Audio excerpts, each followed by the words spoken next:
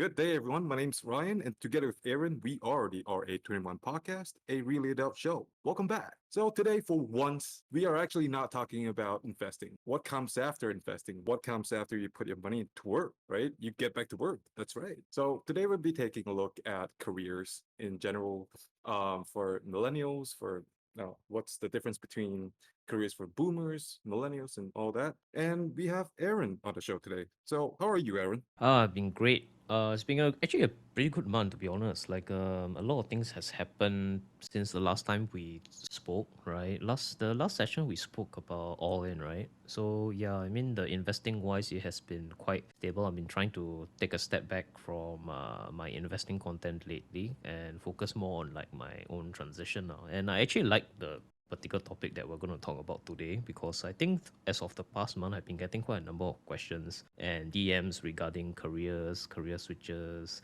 and I think it's a very important topic that we actually like explore. Because number one, most of the time when people are having a question as to how much money they want to invest in, right? Then usually, if you're in your 20s to 30s, right, the first thing that people are looking at is their careers. Yeah, so it's been good, but yeah, I'm enjoying my life so far. I think this year is going to be a good year. How about you, Ryan? How have you been doing? Yeah, I've been pretty busy as usual. After we did the All In podcast, well, I sat down and had a think, basically what do I need to do after putting all that money into the market, and I just came to the conclusion I needed to get back to work, raise my income. And yeah, it's been a great month actually. Busy, but I got like a nice little raise Oh, great! in Congrats. Thank you. But yeah. Anyway, we were talking about like how after putting your money to work, doing the all-in podcast made me reflect a little. Like after putting, it made me realize that after putting your money to work, there's basically nothing else to do aside from wait, and that is kind of like the time when you think about like raising your income and raising your performance at work, and with like the whole job hunting season in the background, as well as like this Instagram page that has recently blew up. It's called the Malaysian Paid Gap. I think Yep, it's a good one. It's a good one. yeah, it got me thinking. So in the end, we decided to do this episode. So let's get into the topics, shall we? Yep, great. Sounds good. All right. So the first thing on the menu here today, we're gonna talk a little bit about what's so different in terms of like careers between boomers and millennials. How is it different today versus yesterday? Does loyalty, is it still valued? And in a nutshell, are millennials fucked? Yeah, sounds familiar. Sounds like a title someone came up with. Can't Yeah, remember. exactly. That's from that's actually I took it off, or rather I ripped it off from your page. If you guys are listening at home, you don't know. Aaron wrote like a really good was it like a five article series or Yeah, yeah, it six? was a very short one. Yeah, it was a very short run on the series about touching on the key points about the key heartstrings for millennials lah. And one of them was actually careers, which I felt was quite important. Right. So yeah, basically I took our the title of this series, Are Millennials Fuck? So I ripped it off, and I'm gonna ask you today, the author of the series, Are Millennials Fuck? Well, the funny thing is, I also did a similar podcast, so shout out to the folks at Ringgit to Dollar, right, where they also asked me the same question. And the truth of the matter is, when I wrote that title, I would say that because I am quite a late millennial myself, right, when I wrote the title, right, one of the biggest issues when I started working was that a lot of the mass media was saying just how hard millennials had to deal with life, right? They really had a lot of issues because our parents were the ones who worked a lot, and not many people from my parents' generation were able to like have a very like high income salary compared to people of the millennial generation lah. That's why they call this the sandwich generation. And in my line of work, I also do work with people in personal finance, right? And I'm seeing that to be quite true for some people, right? And but the fact of the matter is, a lot of this like doomsday articles saying that it's pretty hard for millennials. I would say that from my experience, right, millennials are actually in a sense quite lucky, in that we are stuck in the middle ground. where we saw the ascent of tech. And then just when we graduated, right, that's when the tech boom really started to become very profitable.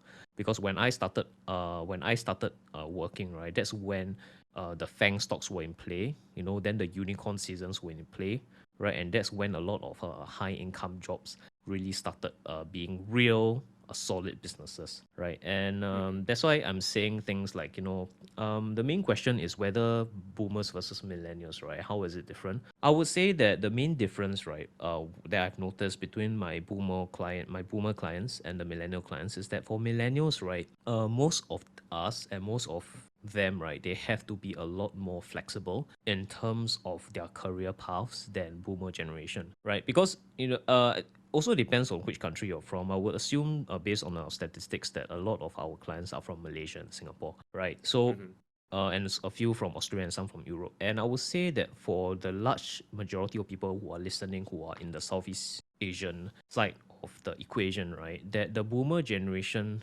our parents' generation, usually come from time, right, where Southeast Asia was very, very much a manufacturing hub, right? And Yep. because we were a manufacturing hub, right, a lot of jobs, right, were focused on manufacturing. And therefore, it is not uncommon, for many people, right, to stay in one company for a very long time, right? Even my mom and my dad, they stayed in the same company for like their entire working life and they never left, right? And it is Mm-hmm. something which I see quite common amongst my clients and their parents, lah.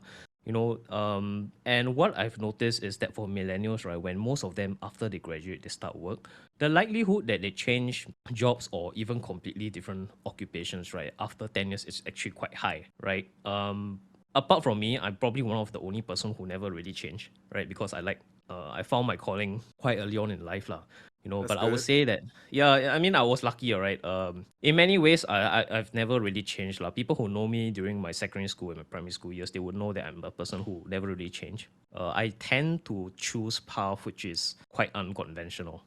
So that's how I design my life. So I've never really changed, and I tend to be quite. I try to make my choices quite efficient. So I was quite lucky, lah. But I Mm. would say that it doesn't mean that my career doesn't change because the needs of generations do change, right? And I would say that for most millennials, right, the main difference apart from the change of the company is that we live in a completely different era where the I do foresee that in Southeast Asia, right, the median income is going to increase over the next 10, 20, 30 years, right? Because we have a lot of convergence of factors that's coming into play to raise the income level, right? Because the thing is, right, last time if you're talking about 1970s, 1980s, especially Malaysia and Singapore, we were just coming off the independence.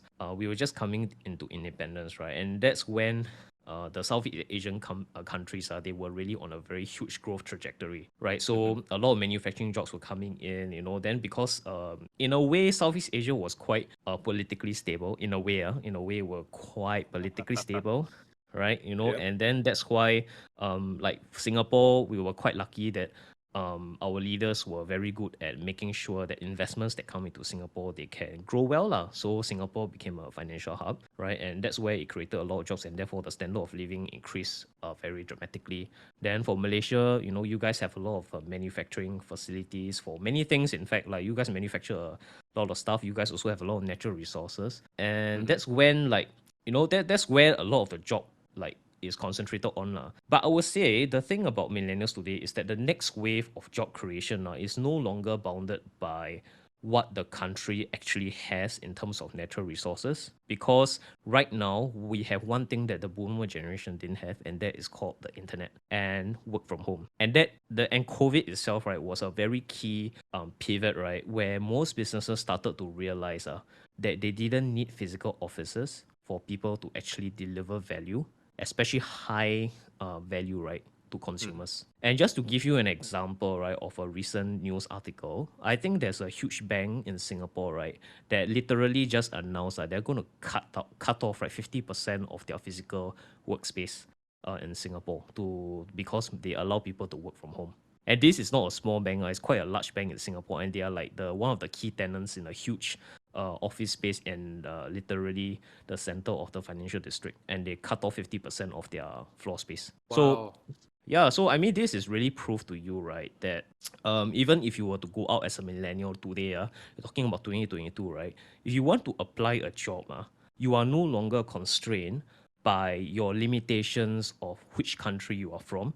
Because if you are able to do a job, right, you are able to do a job for, let's say, a American company, there are positions, right, where they are fully capable and fully willing to hire you and pay you based on a first rate country rates, right? An example of a key sector that is going to bring this democracy in terms of a pay scale, right, is the crypto sector, because you can go online and look for jobs in this particular sector, right, and there are many companies, right, which actually do not believe in segregating pay scale between a first world or a third world country. They actually believe in equality no matter which country you're from. So they are very willing to pay you, even if you're Malaysian, right, in US dollar, based on an American pay scale grade. Wow, that's really that should be like a really good bump in like salaries for the people living in like third world countries. Yeah, because essentially I would say that that is the real main difference between the boomer and the millennial generation. Last time, right, the boomers, if they wanted better opportunities, right, because their skill set cannot be maximized inside their home country, because the country just don't have that sector that they can flourish in, right? They have to literally vote with their feet. But today, you vote with your mouse or you vote with your emails. You can basically find a job elsewhere, in another country that allows you work from home, and you can earn a pretty good wage, because after you convert the foreign currency, right, especially for Malaysian ringgit, I think the US dollar to Malaysian ringgit is now 1 to 4, right? So Yeah, that even if you just dollar for dollar keep the pay scale the same, right, like 1 ringgit change to 1 US dollar, you're already earning 4 times more than whatever you're getting in Malaysia already. crazy man. Yeah, so like I would say that this is one huge factor which I am seeing that is starting to turn, right? Because now most of my clients who are millennials, right, they are now, this is like the perfect time, right, after COVID opens up to actually do a huge transition in employment, because it is now an employee market. After every huge recession, right, new Mm-hmm. businesses will grow, then old businesses which deserve to die during recession are dead, right? And this is when is what we call basically the repumping of employment into the market. Because right now, the truth of the matter is, right, most businesses are very talent hungry and they are very willing to pay. So I think Yeah. this is one of the best times, right, that I've seen, right? I've never ever seen such a huge influx, right, of companies who are literally pushing the pay scale of don't even talk about experienced people, even for fresh grads, right, where they actually increase the pay starting salary for most people, which is why I am so optimistic, right, that they say millennials are fuck. I say shit, hell no lah, like hell no. Like I can give you an example. When I came out and start work, right, basically the financial crisis just wrapped up only, like 2010 2011, right. I came out after the 0809 crash, and there were a lot of opportunities, right, if you were willing to look for them. And basically this is the exact same situation right now, the post COVID, right? Let's say the economy is going to open up, right, and it's going to be a huge influx of wealth that's going to come in, right? And then if you are smart in looking for them, the money will be there. But the key is you need to look for them. Yeah, I would say different eras will have different demands in terms of like industries, but in terms of like how the cycle goes, you have a recession, the like just like you said, businesses die, and then some businesses flourish, and then that's when there's like a new influx of demand in terms of like new talent in different places in different industries. Is that right? Yes, correct. And I would say that the boomers last time they are able to just focus on only a single skill set, right? I would say the best economy to showcase that skill set is the country of Japan, where it is not uncommon, right, for you to go and see a person who even does things like strawberry farming, right, where he literally spent his entire life, right, learning how to do the best strawberries on earth that the world has ever seen, or even the wagyu beef that they have, right. The farmer will literally take a lot of pride in grooming the cows and making sure that the beef is like top grade A5 wagyu beef, and then he get paid compensated fairly for it lah. So I would say if you want to look at boomer generation, like the skill set to what extreme it can get, right, you just look at the workers in Japan. because I think they are the epitome of like basically your entire life you work until 90, 95 years old, right? And you can still be doing sushi in a restaurant. Right, Wow. and yeah, like see, I really like admire the Japanese work ethic, because sometimes when you really look at those people, even in the ramen shops, they really like wow, they don't sleep, and they really work, and they really perfect their skill, to such an extent, right, where they take a huge amount of pride in their work. Yeah, even delivery drivers, even like all these people in Japan, they are very very prideful of their work. So I mean that's a very extreme example of like a stay in one company for their entire life and focus on a single skill set. But I would say that for the vast majority of millennials, right, we don't live in the era because we are in a very lucky position where we are able to virtually teleport ourselves to anywhere on earth and deliver value based on our skill set. So if you have a person who is very good at maybe communication or even translation, right? You don't really need to stay in a country to do that work. You can do it by email, you can do it by Zoom calls, and we have the technology for you to actually like deliver that value elsewhere. Service-based industry, I would say. Service-based industry where it doesn't require you to be physically there. All right, you're able to transport your value delivery, right? That is where a huge boom and a huge the income is going to start to broaden towards Southeast Asia. That's what I foresee lah. And actually, I don't even foresee it's actually happening already, because if you were to follow the Instagram post which Ryan mentioned just now, right, you will see that there's a lot of stories and success stories of Malaysians, right? They didn't even need to leave the country. They are able to get jobs in Web 3.0, right? And they get their pay rise to international standards. And the pay increase is not a question of percentages, it's a question of multiples. From before, they were earning like 50,000 ringgit. Then after they transit, they were earning like 250,000 ringgit. Yeah, it's insane, but So it's it's a very definitely good doable. example. It's doable, and it's something which is a very long time coming lah. I mean, at some point, right? I would say that at some point, if you are in a company which is talking about pay increments of like 5 to 10%, and then if your business is growing by 50%, you're not being compensated fairly. Yeah, definitely. Yeah, know your worth. Correct. How about you, Ryan? Like, what do you think is the difference between boomers and millennials? Oh, the biggest difference that I see is just what you mentioned just now, where how the Japanese people, they can stay in a career and hone their craft for their whole life, their whole entire life. That's kind of like what I saw in my personally in my father as well. He's been with the same company for over 30 years now. And he'll be retiring in the very same company as well in a couple of years. So but for me personally, I came out as a fresh grad. I joined a random company, and within the first 3 months, I switched to another company and got like how many percent pay rise was that? Like around 20, 30% pay rise. Yeah. Yep. So I was just like it was like a very weird time for me. I was like kind of like soul searching, looking for like what I actually wanted in a career, in my career, what I really wanted to do, And I was in construction in the beginning, and I realized within the first 2 weeks that I did not like construction at all. I spent the last 4 years studying construction, but I realized when it came to actual practice, I did not like it at all. Yep. So I faced the music, basically, I asked myself, so what does a good career actually look like for me?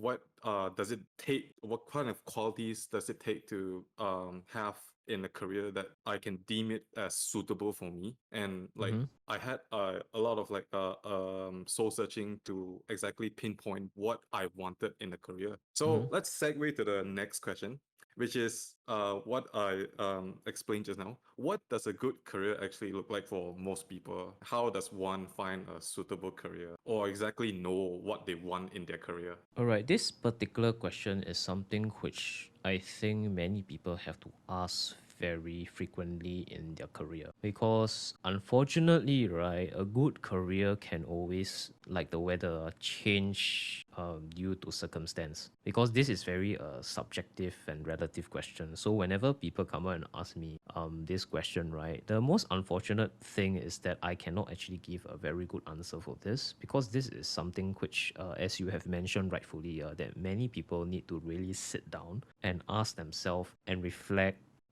and like think about, right, and define very lucidly what is a good career to them, and this stems from what? All of this questions, right, it really stems for goals. From one word, goals. What is the goal that you want to have in your life? And that is something, right, which you really need to sit down, write on a piece of paper, and from there, right, start to plan how do you achieve that goal. Because I think one of the biggest mistakes that many fresh grads have, and in fact many schools they do not teach, right, is they really don't teach how to do goal setting for your career. Yeah, They they really just don't. shove all, they just make you study 24/7, expect you to pass with flying colors, and then go do what you want to do in your life. But, like, have you ever stopped to think, what do you want in life? Yeah, and all For this the really stems from goals, right? Yeah, exactly. Like, what kind of goal that you are looking for? Like, are you after the money? Are you after career fulfillment? Are you after like knowledge? I find personally, I found the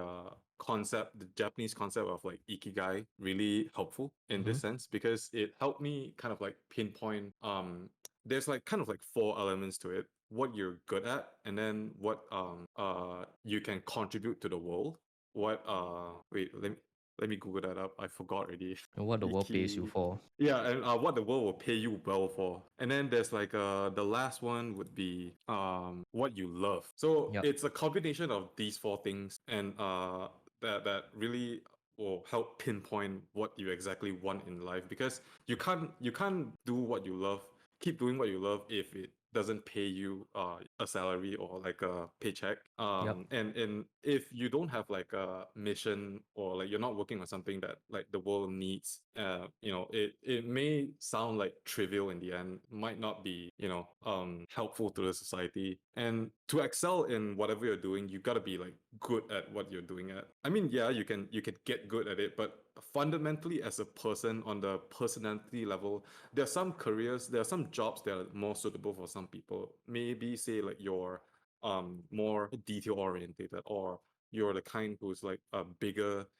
picture, so like within the construction industry, we kind of like value detail when it comes to like people who are doing the designs. But when we're looking at the bigger picture, the architect comes in, they don't sweat about the details. They are generally like really big picture orientated, and that keeps the project going until completion. So it's always a balance between all these four elements, I find. How about you, Aaron? Actually, I really love what you mentioned broadly, right? And that is to play to your strengths. Because end of the day, right? I think most people need to realize that whatever strength, natural, competitive advantage. There's this book that's written as called Unfair Advantage, right? Where they says that if you have an unfair advantage at something which you're just good at naturally, and if you play to that strength, when you actually enter the field, you're already in a leg up already, right? Like for me, for example, a very good example I can give you or analogy, right, is that for me, I'm very good in finance, I'm very good with numbers, but I completely suck in scientific stuff because I have no interest in it. So it does not make sense for me, right, to go and pursue a career in anything that is science related, or anything that is in chemistry, or anything that is in biology, because I'm just not good at it, right? Because naturally, I just have no interest. I cannot absorb chemistry. I don't even know what is E equals MC square. I don't even know all of that. But I'm very good in numbers. So it makes a lot of sense, right, for a person like me who's in good in numbers to pursue a career where something is very numerical, because that is something which I can get my head around naturally. I don't really need to put in a lot of effort to learn stuff like that because it just comes to me naturally, and that is my unfair advantage, right? So I think the key is you need to play to your strengths, and as what Ryan mentioned, right, the ikigai concept, right, you need to be able to find something that you love, but at the same time you also best find something that the world can pay you well for. You don't need to, I would say that you need to have a balance, ultimately, end of the day, right, there needs to be kind of a balance, I feel like, because even if you love something, and if you want to get paid well in it, ultimately you still need, if you want to reach world class, right, you do need to devote a large portion of your time and energy to get good at it lah. Because in your career, right, after a certain point, just being good and hardworking is not enough to really like Yeah. push yourself to be world class. Because if you reach that stage, everyone is good and hardworking, right? Like if you have never been in a position, right, where the company is filled with people who are very like A star class, like literally they're all hardworking, they're all very smart, right? The Then thanks. yeah, like all these fangs, then you're probably not in a place where you're being pushed hard enough because there are few of my clients, right, where they are usually star performers in their company they're from, but the moment they go into a company, where most notably the fan company, right, they realize that they're outperformers in the company. It's not because they're outperforming, it's because most people in the company are simply not performing. Yeah, it's just relative, right?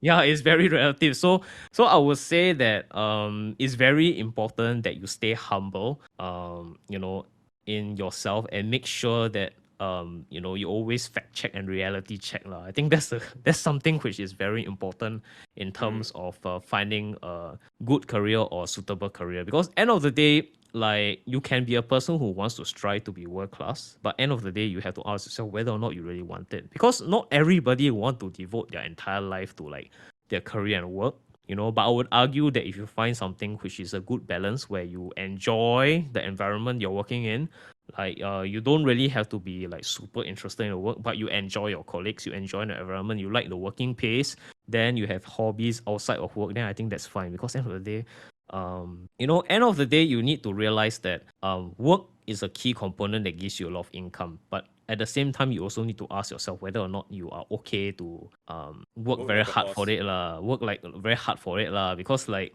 not everybody is just conditioned to want to do that. Some people take a lot more pride in making sure that they work for their family, because that's where their value lies lah. Yeah, You that's get what I mean? perfectly fine. If the family is what drives them, it's perfectly fine. Because Uh, everyone will have their own I should say convictions in the end for working. Some people work for their family, some people work to support their hobbies, which also generates yes, income. yes, So in the end, one way or another, there's always a balance. Personally, like for me, maybe I can share my experience a little. For yep, me, I mentioned just now, I entered like a job, like an engineering job, design job, that I didn't like. And 3 months, like within the first 6 weeks, I resigned already. 2 weeks in, I already knew this place was not for me. And then yep, it took like another 4 weeks for me to face reality. And then I decided to just quit cold turkey and then went for a job that I actually like. So I was actually looking for data science, something mm, that has like relation to data science.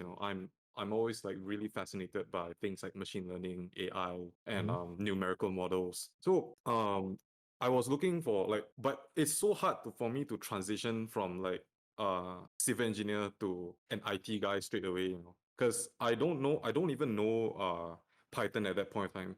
It was only when after I joined the current company I'm in, I'm kind of like required to learn a couple of programming languages. Only that's when I picked up. But so I thought to myself like I needed something that kind of like I have interest in, and it doesn't exactly whatever I've studied, which yep, is kind of about the climate. I'm always advocating for better climate change practice. But yeah, that's basically like my ikigai. It's kind of like a combination between like data and then a bit of like engineering in the background, which is what I'm good at. And because of it, like if you take a look at like the whole ESG motion that's going on in the markets right now, it is really happening. My company on the international level, the headquarters got funding to improve our software and stuff like that. So yeah, it's in a way it's kind of like a really nice balance of like the ikigai. And for me personally, I get to do what I'm passionate about, and I'm also paid well relative to other engineering sectors. And then in the construction scene, that is. And then yeah, it's just and it's got like everything to do with data. And in a way, like most importantly, deep down I know this is future proof. So yep. that's what it all matters for me. I like how you mentioned that you pivoted into a particular niche where you are able to thrive. And I think this is one thing, right, that many people can take away from, because every time they always ask, they love to ask me the question, especially fresh grads. I always love to ask the question, Aaron, do you think that finance sector or tech sector is better? I mean, this is a very common question I get. I'm like, I cannot answer this because end of the day, I think both sectors are great, right? Like, what I like that you have mentioned, and your particular example, it demonstrates perfectly, right? That honestly, no matter which sector you are in, there is a particular job scope that will eventually pay well. The question is whether you can find it or not. You need to find your place in a value chain, right? Where you enjoy the work and you get compensated well for it. And I think this is a practice, right, which many people tend to not do. Because I give you an example, a very good business and investment example. The airline industry is a shitty business to invest as an investor, right? Yes. But if you want to make money in the airline business, right, you don't go into the business or invest money in a business in an airline. You buy the manufacturer of airplane engines. Yeah, it's the same thing for construction, you know. The like if you want to make money in property, right? The real money is made during the construction stage. And that is what all the developers are doing. Precisely. And this is what you call finding, in every single process of value delivery, right? There is a particular stage where the money is made. And I think many people will really benefit if they really were to detail, the entire value chain, at least or broadly, at least you should know, in the sector you're in, right? Which part of the value chain is where it draws number one, which strength, which that plays to your strength, and number two, where it is compensated pretty well. And if you're able to identify that, then you have your goal. You can basically like set up a time frame, set up a length of time, and then start to plan and chart your own career. By which year you want to get it? 5 years, 10 years. At which stage do you think you need to jump if opportunities don't come? And that actually leads perfectly to our next question, right? That's right. So, in that sense, does loyalty even matter in the 21st century? Is it really okay to job hop so often? Okay, this one I can take. Okay, unfortunately for me, I never job hop at all in my entire career. But doesn't mean that I don't need to grow. In my career in the last 10 years, even though I stay in the same spot, right, I was lucky enough to find a career right where the growth right was pretty much up to you. It's pretty much like your own time, own target, right? Basically, I was not confined to like from the get go. Basically just do this small portion. Then from there, then after a few years in the company, right, then you suddenly start to grow bigger and bigger, bigger. So I was never in a position, right, that from day one, right, I was confined to do very small tasks. From day one itself, I was already running my life like a business already, right? So luckily for me, I don't really need to job hop because I'm self-employed. So basically, I have to basically manage my entire life and business myself, right? So but I can speak from experience. Personally, most people should not. I mean, loyalty is important, right? But I would say that the most important thing that you need to have is that you need to have loyalty to yourself. That is something which most millennials and most listeners listening need to have, and that is to be loyal to yourself first before your company. Because end of the day, if you were to die next week, right? I can tell you within 3 days, the company will put up an advertisement for a replacement for your position. Yeah, that's actually very true. I experienced this firsthand. Like I had a colleague who unfortunately passed in with COVID, and Mm-hmm. yeah, you know, the company at first the during the first month we were shocked, like really Mm-hmm. shocked. But like we also he because the guy was also a very senior staff, so we kind of like had a shock in operations. But after a couple of months, we were completely fine. We overloaded, but the company has been operating as usual. We kind of like had to power through and fill the gap. You know. Yeah, and that really shows the fact that most people are replaceable lah. So you have to be able to understand that loyalty is important, but end of the day you need to be loyal to yourself. And personally, from the way that I see what is going to happen in the next 10 years, right, is that there's going to be a very huge, massive employee crunch, right, where the talents which are the most desired will be basically pepper sprayed, right, and basically like targeted by all these like headhunters, and they want people to jump. From my experience, I see two groups of people. The first group of people who tend to stay in the same business where there's no growth at all, right? They always, it's close to a 99% chance they earn less, right, than people who jump. People who jump earn more, and this is a fact, it's not an opinion, because I see the financials. In the last 10 years, a lot of my peers, most of them who jump, at least one, twice strategic jumps, right, they tend to earn at least double of people who stay in the same company. Wow. This is a double because each jump, I give you an example. You stay in the same company, let's talk numbers. You stay in the same company, right? If you do an excellent, amazing job in your company, what is the max pay increment that you can have in that particular year? Say like 20% is already very good. Yeah, okay. In Malaysia, 20% because of your ringgit. In Singapore, you'll be lucky if you can get 5%, unless you get a promotion, right? Yeah. 5%, right? But if you do a jump to another company, and usually if you get a 5% raise, usually your bonus that year they also cut purposely one. Yeah. Yeah, That's okay, they right. make to go. So actually not you actually never really get a pay raise. Like your pay raise is delayed for 1 year, so it's quite a bullshit deal lah. So you talk end of the day numbers. Actually you calculate actually the business not that smart. The business very smart one lah. Okay, but if you really like jump, right? Really, let's say you take a jump in the same sector, then you jump, right? What is the pay increment you usually get? At least 25 to 30%. How long Yeah. does it take you, right, to take to equate that in terms of a 5% pay raise in Singapore? Let's say in Singapore, it takes you 6 years. With one jump, right, you already accelerated your income by 6 years already. Wow. So you stop and think for a moment. The most important people, especially young folks, please listen. Young people, you just need to make sure, right, that you don't get exploited for your youth, right, in the early part of your career. This is something that I think a lot of schools don't teach in universities. And please don't get exploited by your youth, because the most important thing that you can have and give to the company when you are very young is your youth. And don't waste it. Your time is very, very valuable, especially in your 20s. Wow, I felt that, man. I Yeah. really felt that. Cause like recently I also had like a burnout phase, cause I was working like straight 7 days a week since December. And honestly I didn't even have like time off on like Chinese New Year and stuff Wow, like so that. jialat. Yeah, like chore one I was like working full blown having a meeting also. Oh god. So yeah, that's kind of like a problem when you're working internationally with like some of the in more international organizations. But yeah, I kind of like burnt out and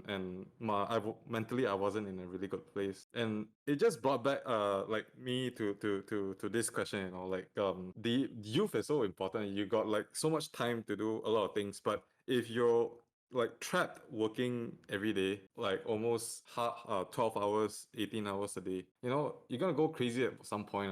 I'm not too sure like how like in the big four companies or like some financial consultants they can keep doing this for the whole year. I did this for like just 4 months. It already like drove me crazy. Really. Yeah, and I would say that it's okay to work 18 hours, because when I was working in my 20s, right, I wasn't working 18 hours. I was working close to 20 to 22 hours a day, 24/7 for like close to 6 years of when I first started work. Wow, hey, how you do it? And I was also, so for those who don't know, my background is when I first came out, I was working my job. I was running a business. I was also studying, and I did 2 masters all at the same time. Wow, bro, you robot Yeah, and I was also investing at the same time. So I would say that I didn't burn out. I had fun. It was actually one of the most fun periods of my life, because I enjoyed every moment of it lah. Right, but I think it really stems from, okay, the reason why I can probably do that, okay, is because I was working for myself and I had fun. I know I was working for myself, right? Because I'm self-employed so I enjoyed it 150%, 200%. I loved it, because every single second I know that I'm putting in, right, I know I'm building a future for myself.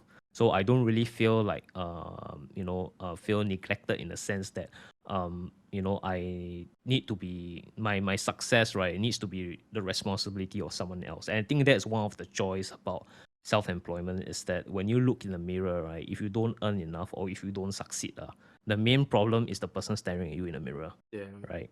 right? So for if you are an employee, that is slightly different lah, right? Because your to a certain extent, your success also really depends on many various factors apart from yourself lah. Because end of the day, you still have to deal with your bosses, the company, the profitability, all these type of things, right? And these are then, and I guess this is one of the main reasons, right, why employees to get burnout, right? Because it is in the company's interest to make sure that they extract as much revenue as you can per employee, because businesses are for profit business, correct? Yes. So I would say that if you are working like, let's say, 18-hour work days, right, and then every week you're burning like 80 to 100 hours a week, right, then you want to at least make sure, right, that the time that you're putting in is time well spent, in a sense that you can get back some level of return for your future, because this is what you're calling, you're investing your time into something, because eventually you're spending your time, so you want to make sure, right, that you can see some goal or reward that's being achieved. And this ties back to our goals when we should talk about 2 points ago, right? If you have a goal in your career to want to achieve something, right, and if you're doing all this, right, and just doing, right, without having a very clear goal 5 to 10 years ahead, right, that's how you feel burnout. Because for me, when I was doing like 20, 22 hours a day, I didn't feel burnout because I had a very I had a goal ahead of me that in 10 years I want to achieve it. And that's why I never feel burnout at all, because I know I'm doing this, right, because I want to achieve something by the time I hit 30. That makes sense because and that comes back to being loyal to your own goals, right? Yes, and that's what I mean by being loyal to yourself, right? It's not about, I'm not saying that, you shouldn't be loyal to the people around you, because end of the day, people like to work with people they can trust lah, but there is, Yeah. you shouldn't jump into the boat now that just because, you like you're loyal to your company means that, you sacrifice your own like goals lah, because end of the day it is a transaction, it is business, right? You can make friends in business, but at the same time you also can tell them, I am moving on to a competitor because I think that's right for me, and anyway sometimes you have to do that and jump. You know why? Because unfortunately sometimes if you are in a business, right, where you can see a glass ceiling, right, and the only way you're going to move up, right, is you have to wait for your senior to die, then you can move up, or wait for someone to go up before you can go up. And you can see that that is not going to happen, right, in the next 5 to 10 years, right? And then suddenly your competitor has an opening, right? And it saves you 10 years, and you're already like 25. I would tell most of my clients, you go and take it.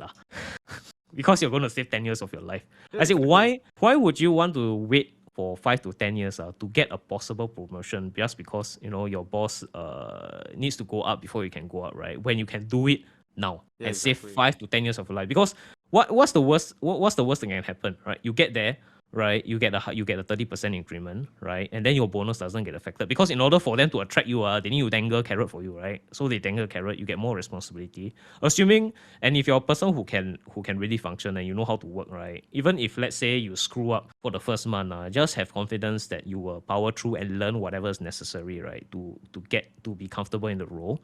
And then in 2 years, right? I can assure you in 2 years, right, you'll be smooth sailing again. Most of the time, lah. Most of the time.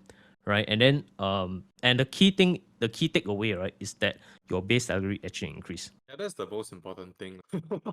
Yeah, that's the truth lah. I mean, if you keep working the same job, right, and you don't see any level of like significant progression in your income, then you're really like working just without any like tangible like immediate gratification, right? And I think that is very dangerous for people whenever they are stuck in the same company for 5 to 6 years, right? Because like many things in life, you need to really pay attention, right, and really put in time and effort into your career if you want your career to be good. You cannot just work, and then you don't strategize, you don't plan, you have no goals, right? You have no goals what you want to achieve in 5 years, you have no goals what you want to achieve in 10 years, right? You don't know what you want. Then obviously, if you don't know what you want, then the company decide for you, lor. Yeah, that's very true. That is very true. Okay, so let's say if we are going to job hop, Yep. right?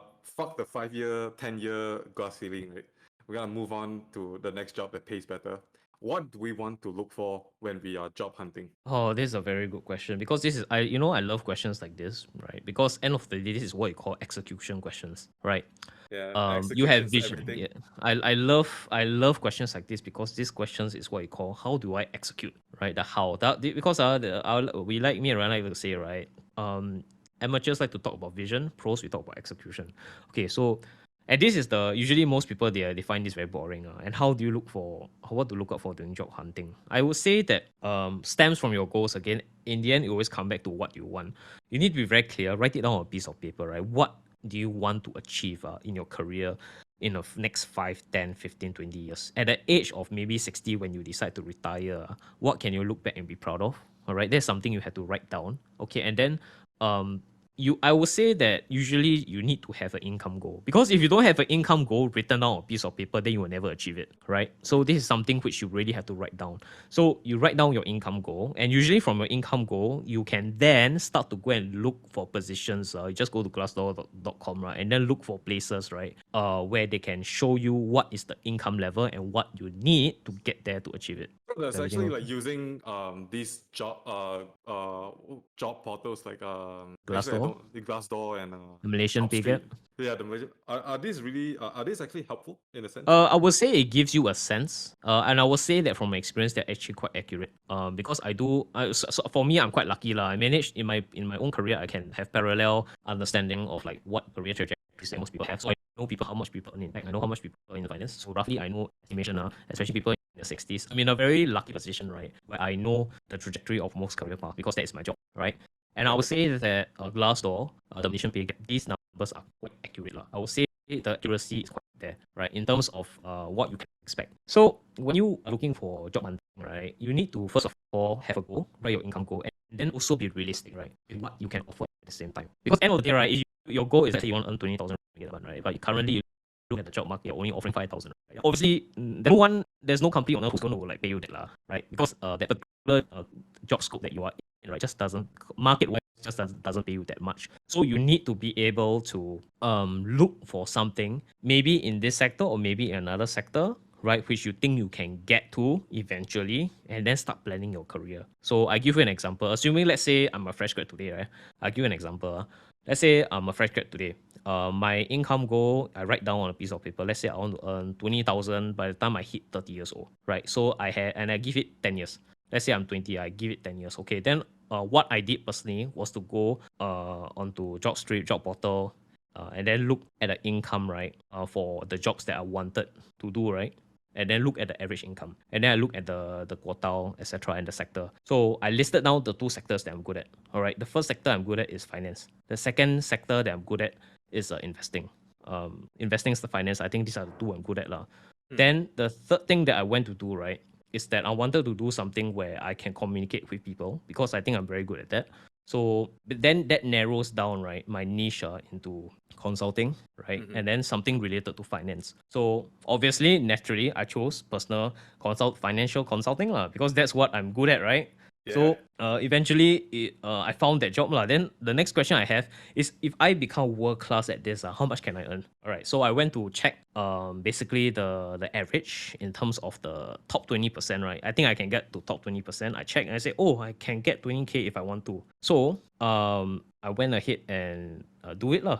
So then basically it's just execution. The next thing is to find a company which I'm comfortable at, find a mentor which is able to teach me.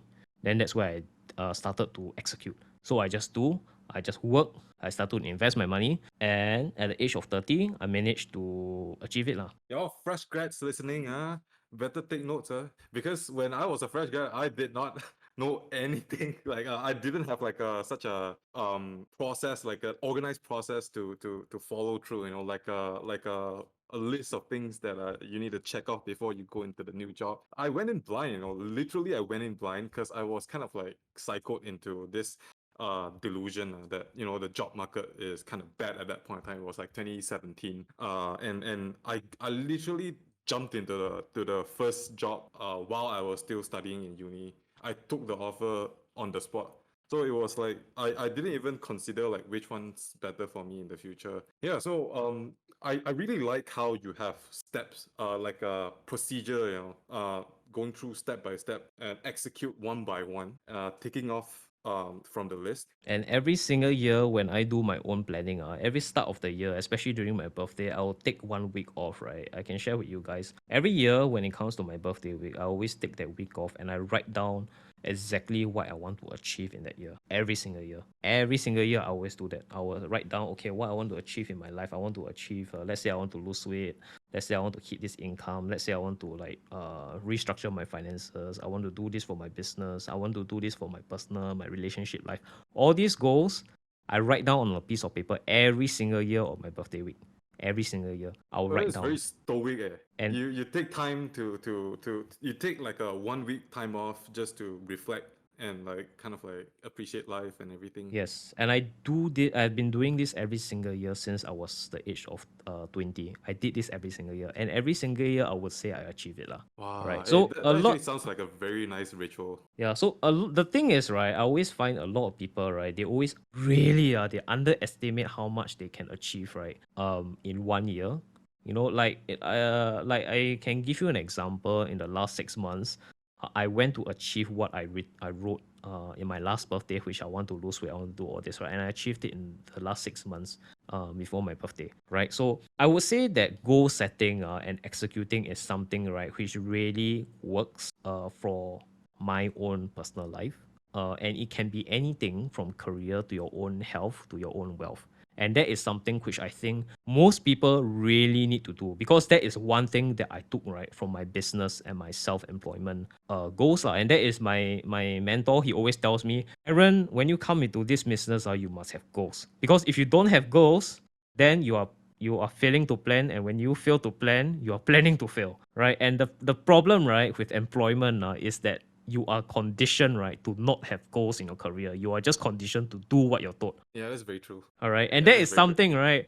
And that is something, right? I think most employees do not actually learn in their life. And that is why they can stay in the same company for 5 years and going nowhere. I Because if think you like don't even know the destination you want to go, all right, then you're going to get nowhere. Lah. yeah, I think like investing, right? Looking for a job is kind of like a very holistic thing that you have to take into account both your emotions, your life, your personality, not just the salary and also whatever you're working on, the industry, because I feel like this is a very holistic thing that you need to consider to make yourself like be able to last long term, if that makes sense.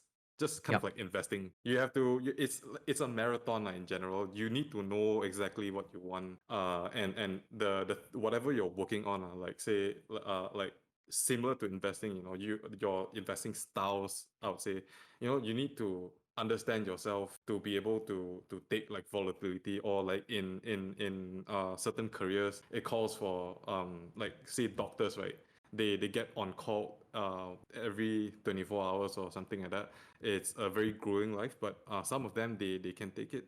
Yes, and yeah lah. So like it always goes back to the thing, right? A lot of people always have this dilemma, right? Because like the most important class, right, that needs to be taught in universities is how do you plan for your career. And this is something, right, which the Japanese people and the Japanese education system is very good at. Because at the end of every high school year, they always have this thing called career advisory, where every teacher like they actually do this goal setting for their Japanese students, right?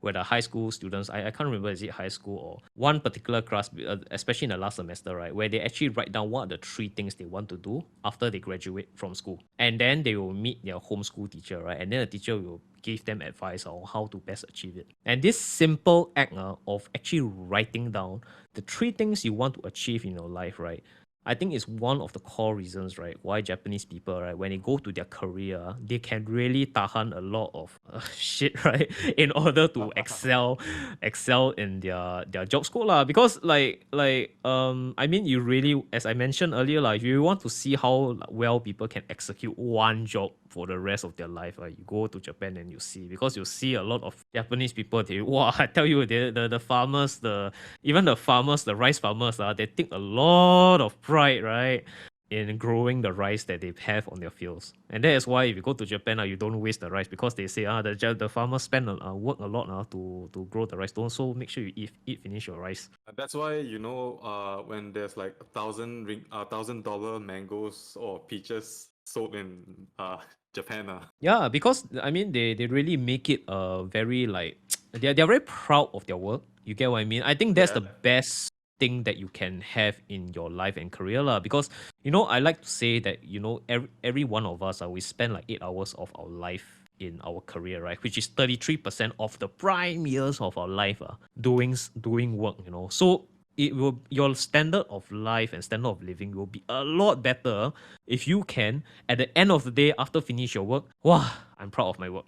When you look at your work, right, you're like, wow, this is a piece of art. And if you are able to get that satisfaction after you finish that work, right, then I think you have found what you would like to do. But do you get paid well for it? And let's segue to the next question. Salaries and negotiations. Is it okay to ask for a raise, or is it actually taboo to ask for a raise? Yeah, this one is the difference between the boomer generation and the millennial generation. I would say that the main difference between the newer generation is that I don't think they're very shy in asking for high income, which is what I appreciate.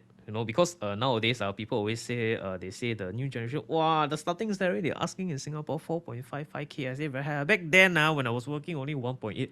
I say yeah lah, but you cannot use the example, right? Because if you use the example, then my father will tell me when he started work, he only earns like 600 a month. I say after you account for inflation, all this is no longer a very valid comparison. So the boomer generation where they work in the same company for the rest of their life, right? They tend to just trust the company to do what's right for them. But I think that the era where the company is tend to look out for you has already like sort of passed a long time ago already. I think end of the Yeah. day, we have now reached in the stage of capitalism, right, where it is in your interest, right, as an employee to look out for yourself. And I that is think something. like it really ties back to the maturity of your industry, right? Yes, like you really need to like step back. If you're working like 18-hour, 20-hour work days, right? And then you're working like 24/7, right? You really need to step back and ask yourself, do you take pride in your work? Number one, do you enjoy your work? Number two, and number three, if let's say number one and number two you don't like, at least are you getting paid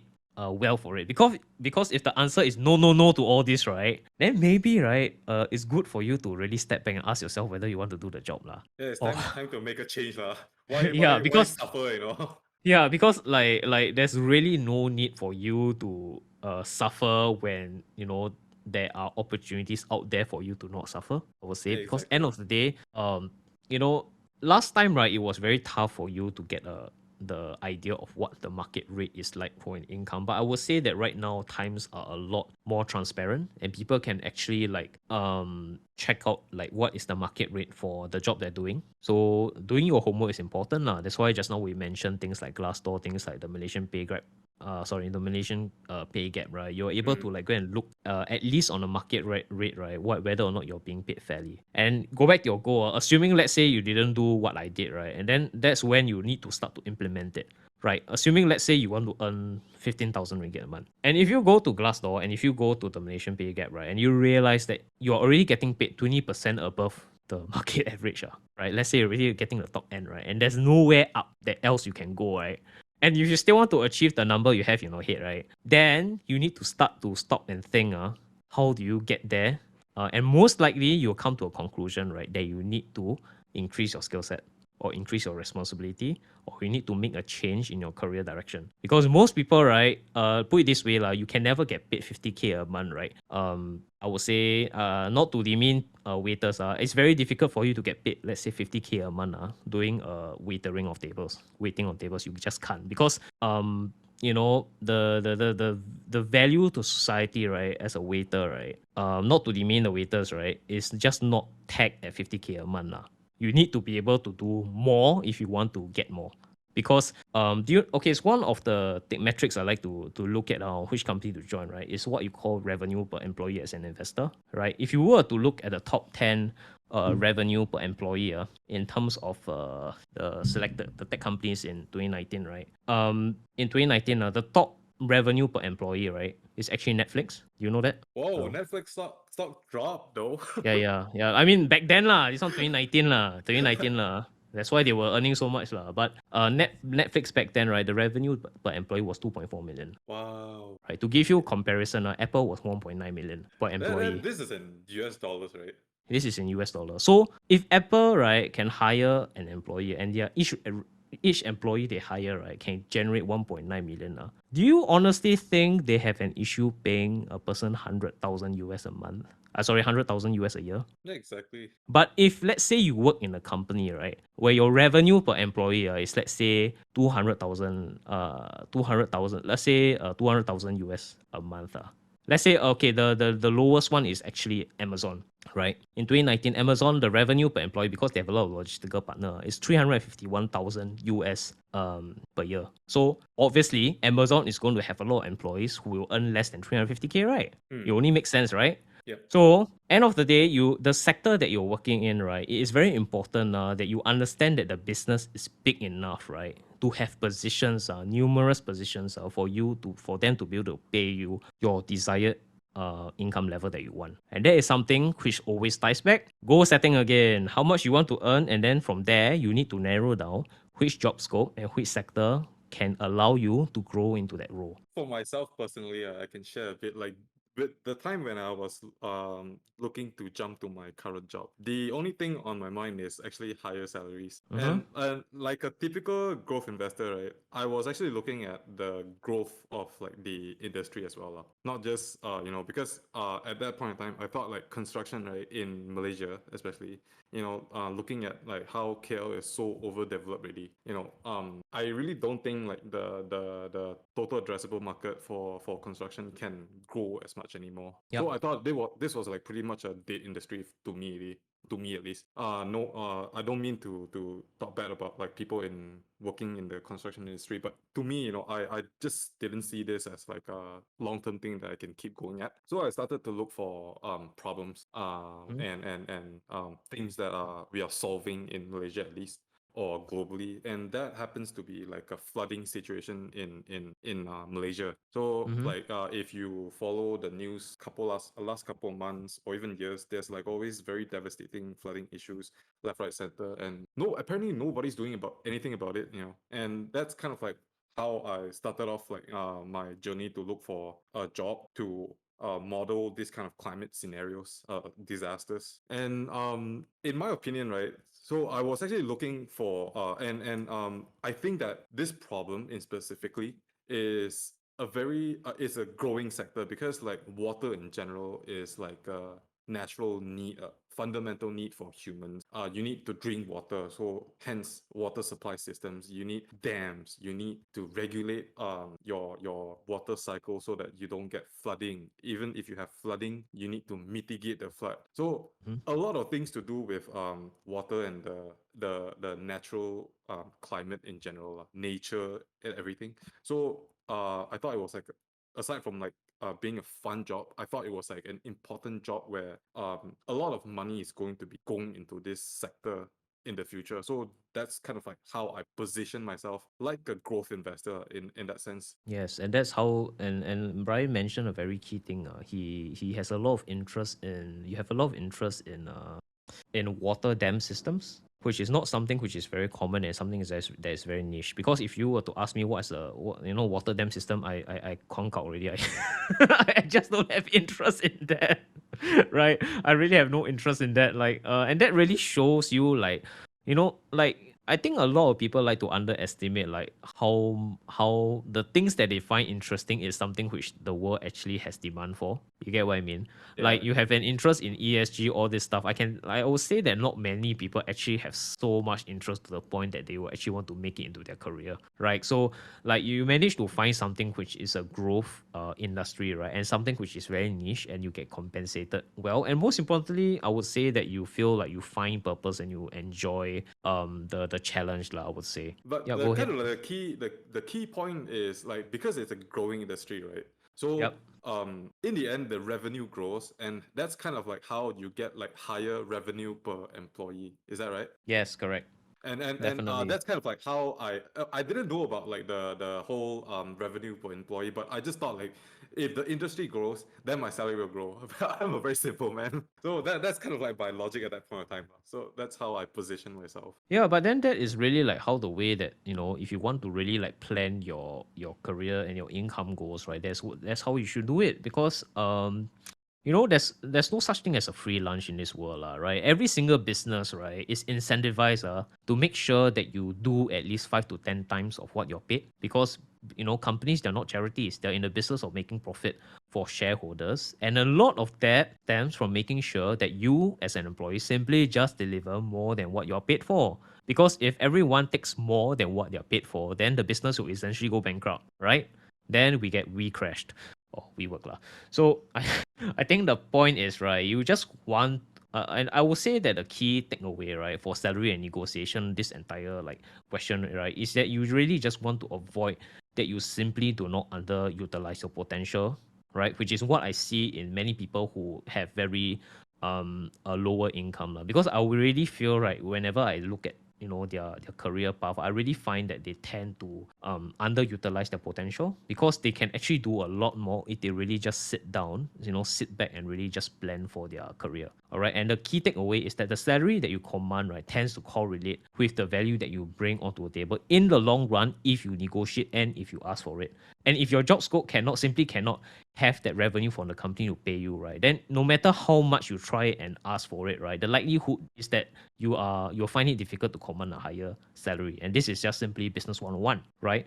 But on Yeah. the other side of the spectrum, right, is that you also want to avoid a situation where you get exploited in terms of your salary. If you feel that you are underperforming your potential, right, or you're getting underpaid for the value that you bring, there is just simply no harm into looking into other opportunities. Because if you really have confidence in what your work, right, and then you know your value, then I mean, if your salary and negotiation come to a dead end, then go elsewhere for an opportunity lah. There's no harm in that one. Yeah, 3 words, boils down to 3 words: know your worth. Yeah, you need to know your worth, and you need to be confident and stick by it, because eventually, right, end of the day, the one who is going to bear responsibility for your decisions in your career is yourself and the family that you're living with, right? Because you're going to spend, whether or not you like it, you're going to spend time in your career, in your business, and at least if you're going to do that, right, at least be fairly compensated for it. That's all I'm saying lah. Yeah, in short, you gotta be loyal to yourself first. Get Yeah. get yourself on the right financial trajectory. Enjoy what you're working on. Yep. And speaking of that, while we have covered like a lot of the aspects where what to look for in the job and what kind of salaries that we should be expecting. But on the other end of the spectrum, as an employer, what do we actually look for in terms of like personalities and core skills, if like the person we're hiring or as the person who's applying for the job needs to have for career progression? Oh, this one, it really boils down to growth mindset. I find like like Oh, that's a like good you one. like really, if you want me to like give you one thing for career growth, right, is that when you like the core personality, right, if you want to succeed in any career, is that you need to have a growth mindset. And that means, right, if you go into a job, right, and if you are only you're basically just don't want to do anything more than what you're being paid for, don't want to do like more beyond that, what you're supposed to do, right, and you don't want to grow beyond your role, then you cannot complain if your career doesn't go anywhere, right? So for employers, right, good employers, right, especially the big companies who grow massively, right, they tend to like employees who have growth mindset mentality. Meaning, when they come and do their work, right, they are not interested in simply just doing their role and then go home, right? They want to do more. They want to actively grow in their career. They have a plan and they're very determined and they have goals and they have things that they want to achieve in their career. And that's why they come in, right? And then they just hit the ground running, right? And this really boils down to the growth personality, right? Which I find is quite lacking for people who tend to see the world as opportunities which are scarce, right? And The that is, scarcity mindset. yeah, the scarcity mindset, and this really boils down to unfortunately, this really boils down to self-confidence lah. Because end of the day, if you're in a position where you're not really, if you're in a position now where you're constantly exploited, then constantly being told, by your boss or whoever, that business is bad, recession is bad, times are bad, then obviously you're just going to bring home a lot of negativity lah. But obviously, in every recession, there's always a business who make a shit ton of money, what? Yeah, exactly. Right. I mean, you look at let's say for example, you tell me that the car business, in COVID, it was shit, right? Everybody stopped buying car. I say there's one company, that made a lot of money lah. It's called Tesla lah. So, I mean, end of the day, right? If you're in a sector, right, which is like not thriving, right? Let's say I give you an example. Let's say, for example, you are in a business, let's say selling, renting DVDs. All right, renting DVDs. You love the industry a lot because you love movies, you love cinema, right? But you can see that the industry is dying, but you love it so much, you want to stay in it. But then suddenly you need to understand why is the industry dying. Then suddenly you see this particular company is rising since 2005, right? And they're growing faster and faster, and that company is Netflix. And that's Then, why you join them. You can't beat yeah, them, you join them. yeah. So if you really love the industry so much, but you kind of know that the industry is dying because your competitor, then the smart thing to do is that if you love the industry so much, then jump. Jump from whatever DVD rentals you're in and then go and try and join Netflix, right?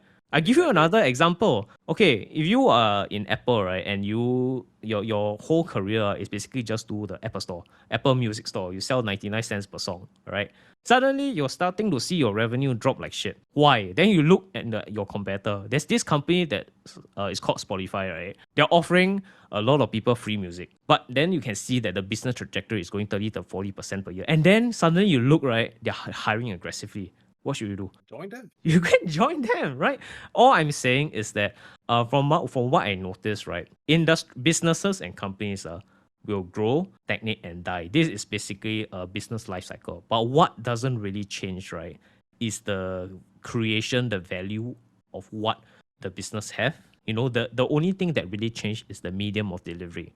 So end of the day, people always like to say, "Oh, my job is going to get replaced." I say wrong. Your job is basically it's not getting replaced. You just need to find your job in a new company that provides better value for your consumers, Yeah, and that is totally. something which as I say lah, ideal personality is that you need to have a growth type of personality. You need to be able to as what you have done yourself, right? And that is to envision which is a growing sector. And you can kind of tell, if this sector is going to grow 30, 40%, then naturally my income at the end of 10 years should also naturally grow as well. That's the Yeah. right way to do it. I mean that's how I personally do as well. I assessed the growth of the sector before I decide to join that particular industry. And aside from like the growth mindset, right? I would say like positivity is also very a fundamental thing that I learned. Cause like when I work, especially like if you're like project based, right? Projects can go to shit quite easily, Yep. a lot of times. So you have to be like really positive to power through everything. I mean, it's not something that you can kind of like learn and like it's not like a trait where you can switch on and off, be positive. It's more like a growth mindset plus perseverance and endurance, and then you know that you're gonna power through that kind of thing and trust the process. It doesn't come in one day, I'd say, but it is something to learn like over the long term if you want to last in whatever industry you're in. Yeah, I agree. Like the one questions which one of my client asked me a few days ago. In fact, a friend asked me. I said, Aaron, are you a naturally optimistic person?" I would say yes because eventually, my business itself is a business of growth. Actually, now that I think of it, every single time when I meet a person or a client, I always ask them, "What are your goals?" That's actually my first question. Like every time I sit down with them, before I even talk about any finance, what do you want to achieve in your life? Then I'll just wait. Then most of the time, what I notice is especially people who have been stagnant for a long time, they actually don't know how to answer this question. So it's either the people who are really like goal orientated, they can answer straight away, or they cannot answer at all. Yeah, and then also the way that they answer, the way how specific they answer, also tells me whether or not they have been achieving what they set out to do lah. And what I've noticed is people who really like the usually the very positive people and people with growth mindset. The reason why they're like that, right, is because they already know what they want to achieve. Therefore, the only thing that they can see is opportunity and growth. Mm. They don't they the challenges they see these are just small like things which they know they can overcome eventually lah. Because end of the day, they have a goal they want to hit. Yeah, that's why I say like goal setting is like really like a prime thing lah. Like even if you really sit down and talk about career planning with your HR, the HR also one of the questions they like to ask you what do you want to achieve in 5 to 10 years? That's also one of the questions they like to ask, right? I mean, you gotta be a little bit more concrete for people to help you, right? Yeah, you need to that's the fact of the matter lah. You need to be able to be concrete, and if you can give a very like concrete, detailed and executional answer, right, then I think the likelihood that you get hired for that role is very high. Because you already differentiate yourself from many people who don't actually know, who don't actually even like want to write down what they want lah. Because end of the day, it's very, I find that it's not enough for you to say that I want to earn 20K a month, because this is very broad and it's not specific enough, because it doesn't stem from why. Yeah, Why do you exactly. earn that? Because end of the day, you need to have a why, right? Let's say why, or because I want to achieve the what. Why do you want to earn that? I say, is there a Always reason? start with why. Yeah, like why do you want to achieve that? Like why do you want to do this role? Because it really stems down from what do you want to do lah. So if you're unable to answer it, then you really should take a step back and ask it, because eventually, right, if you usually the HR, when they sit down and ask you questions, right, usually they can tell if you are smoking lah, because end of the day they interview so many people, right? If you're a person who knows what they want, they will be able to tell it one, because the way that you answer the questions is quite detailed lah. And usually, my observation is high functioning people, who knows what they want in life, right? Usually, they don't take a long time to answer questions like this, because they're very, very clear what they want already. Yeah, That's that's why they're true. very decisive. They make decisions very fast one. They don't waste time like like thinking about, like they do. You ask them to do career jump, all this. They make decisions very fast one. They don't take like 3-4 years. They don't dilly dally. They don't waste That's time one. Like freaking for me, some overnight, right? yeah, like sometimes like even for me, right, whenever like I have like like even for me, right, I make decisions very fast, because I'm very clear on what I want. Because once you know why and what you want, right, it's very easy for you to make decisions. Yeah, the core takeaway here is you gotta set your goals. For the last couple of subtopics that we talked about, it's all about setting goals, setting goals. But to set your goals, it's not fun at all. I remember doing that myself. I took like a week or so to really like reflect and reflect and I remember like watching this SpaceX launch, right? That was like way back in like how long was that? 2018, I think. Yeah, Uh-huh. I saw the rocket like just landed, and I for some reason I cried. I was like, what am I doing when I was in that company? Because like I by nature I like innovation a lot, and that's why I'm always very intrigued by things like AI, machine learning, and like I ask myself like, where the heck am I compared to like now to SpaceX? Like I'm nothing, I'm like this tiny little ant, and I'm like, what the fuck am I doing in my life?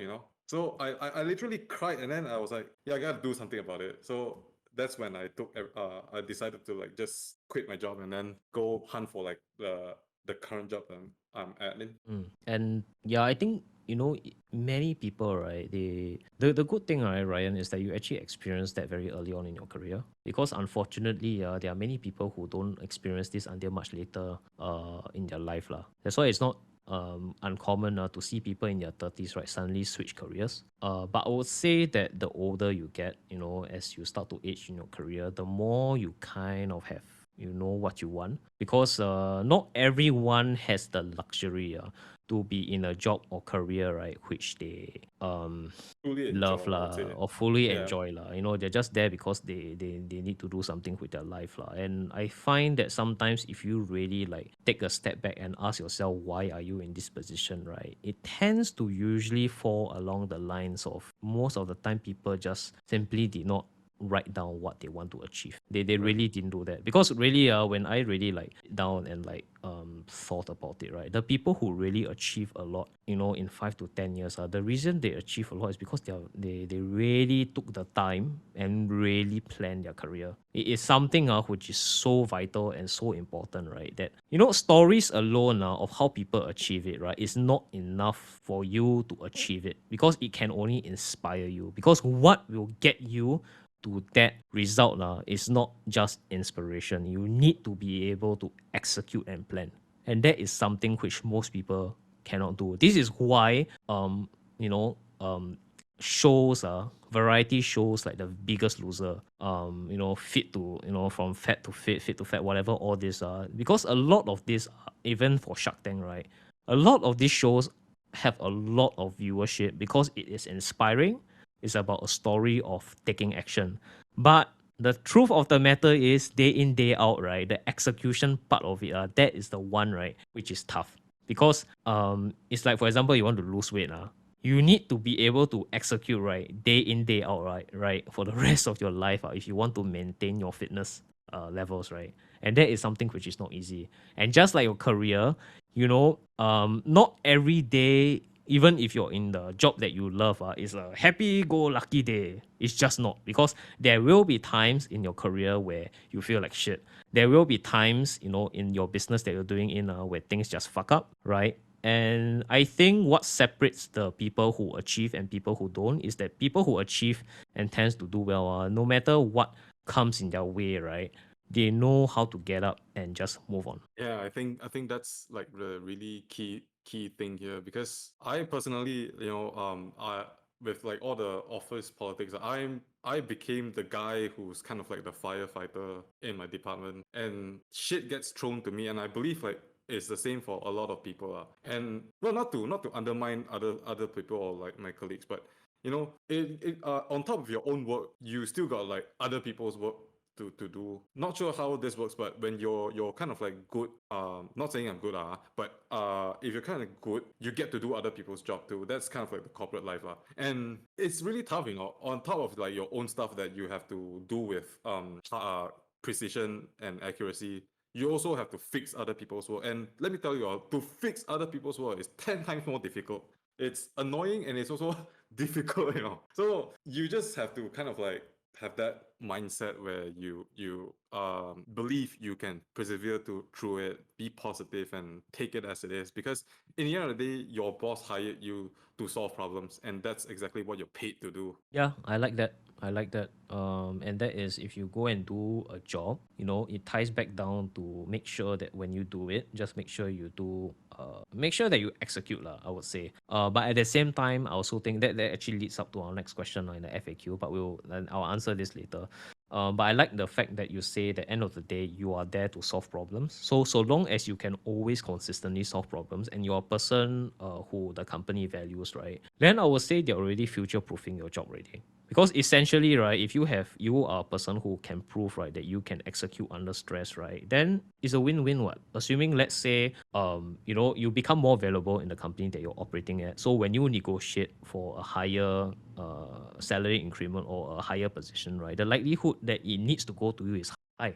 If you're able to execute, right, and then if let's say you negotiate, they will have to give you leeway because you have been performing. And assuming, let's say, they're unable to give you that trajectory of increment and promotion that you want, right, then the door is open for your competitor to attack already, because essentially it goes back to loyalty to yourself, lah. I say I do so much, but if you're not going to like Reward compensate me. me and reward me based on my performance, then I will just go to a competitor who will. Exactly. Carrot and Right? stick. Because yeah, so it's a win-win lah. Eventually, performers who continue to perform, right, they eventually will always find a place where their skill sets are required lah. Yeah, because I noticed the people who has been stagnant, I mean, usually if been stagnant for 10 years, there's a reason why lah. People Yeah, don't just definitely. stagnate. People don't just stagnate because because they stagnate lah. They stagnate because they just stop growing. So I would say that for the large majority of people who are listening to this podcast, I would say that it's a group of people who are very growth oriented. So they want to grow beyond where they are now. Yeah, back to like ideal personalities and core skills. It's always the optimism, always the growth mindset. I think like the personalities, there's always like a lot of different personalities that you have in the workforce, and some people like to work really hard. Some people work for just enough for their hobbies. So, in that sense, right, is it possible to actually balance your career and your passion? Let's say if your passion's like is like somewhere else, like say maybe for me, example, I like my job, but I like investing even more. Is it possible to like balance stuff like that? Um, aren't you already doing that, Ryan? Yeah, kind of. Well, that's not the best example, but like maybe some people, for example, maybe they are like a part-time dancer, but they work a corporate job, and they work like 9 to 5, strictly 9 to 5, and then after five, they just shut off their computer. They go to the dance floor or go on stage to perform. So like if like let's say it's like a side hustle, is it actually possible to balance between like a side hustle, a passion, and also a corporate job?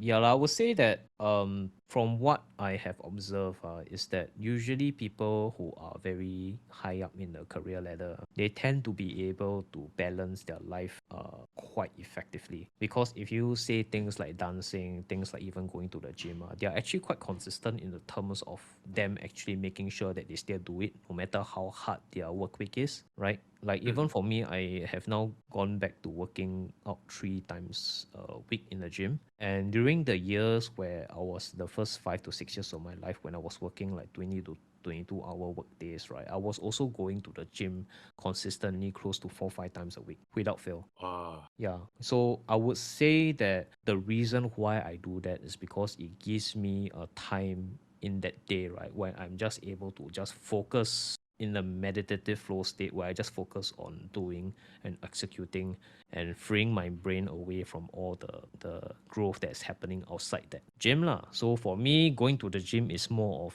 like it's the same as people going to yoga. When I go to gym, I don't think about anything else. I just put on music and I enjoy and I love the process. And that's the So hard part, like how you can detach from your work and then not think about anything but the workout. yeah, For because like me myself, right? I am like borderline workaholic, sad to say, but like I work when I stop working for a moment just to go out for like dinner or anything. Right? I'm also on the phone on my teams talking to my colleagues, or I even have like a remote access from my phone to my PC. So this is how same as me actually.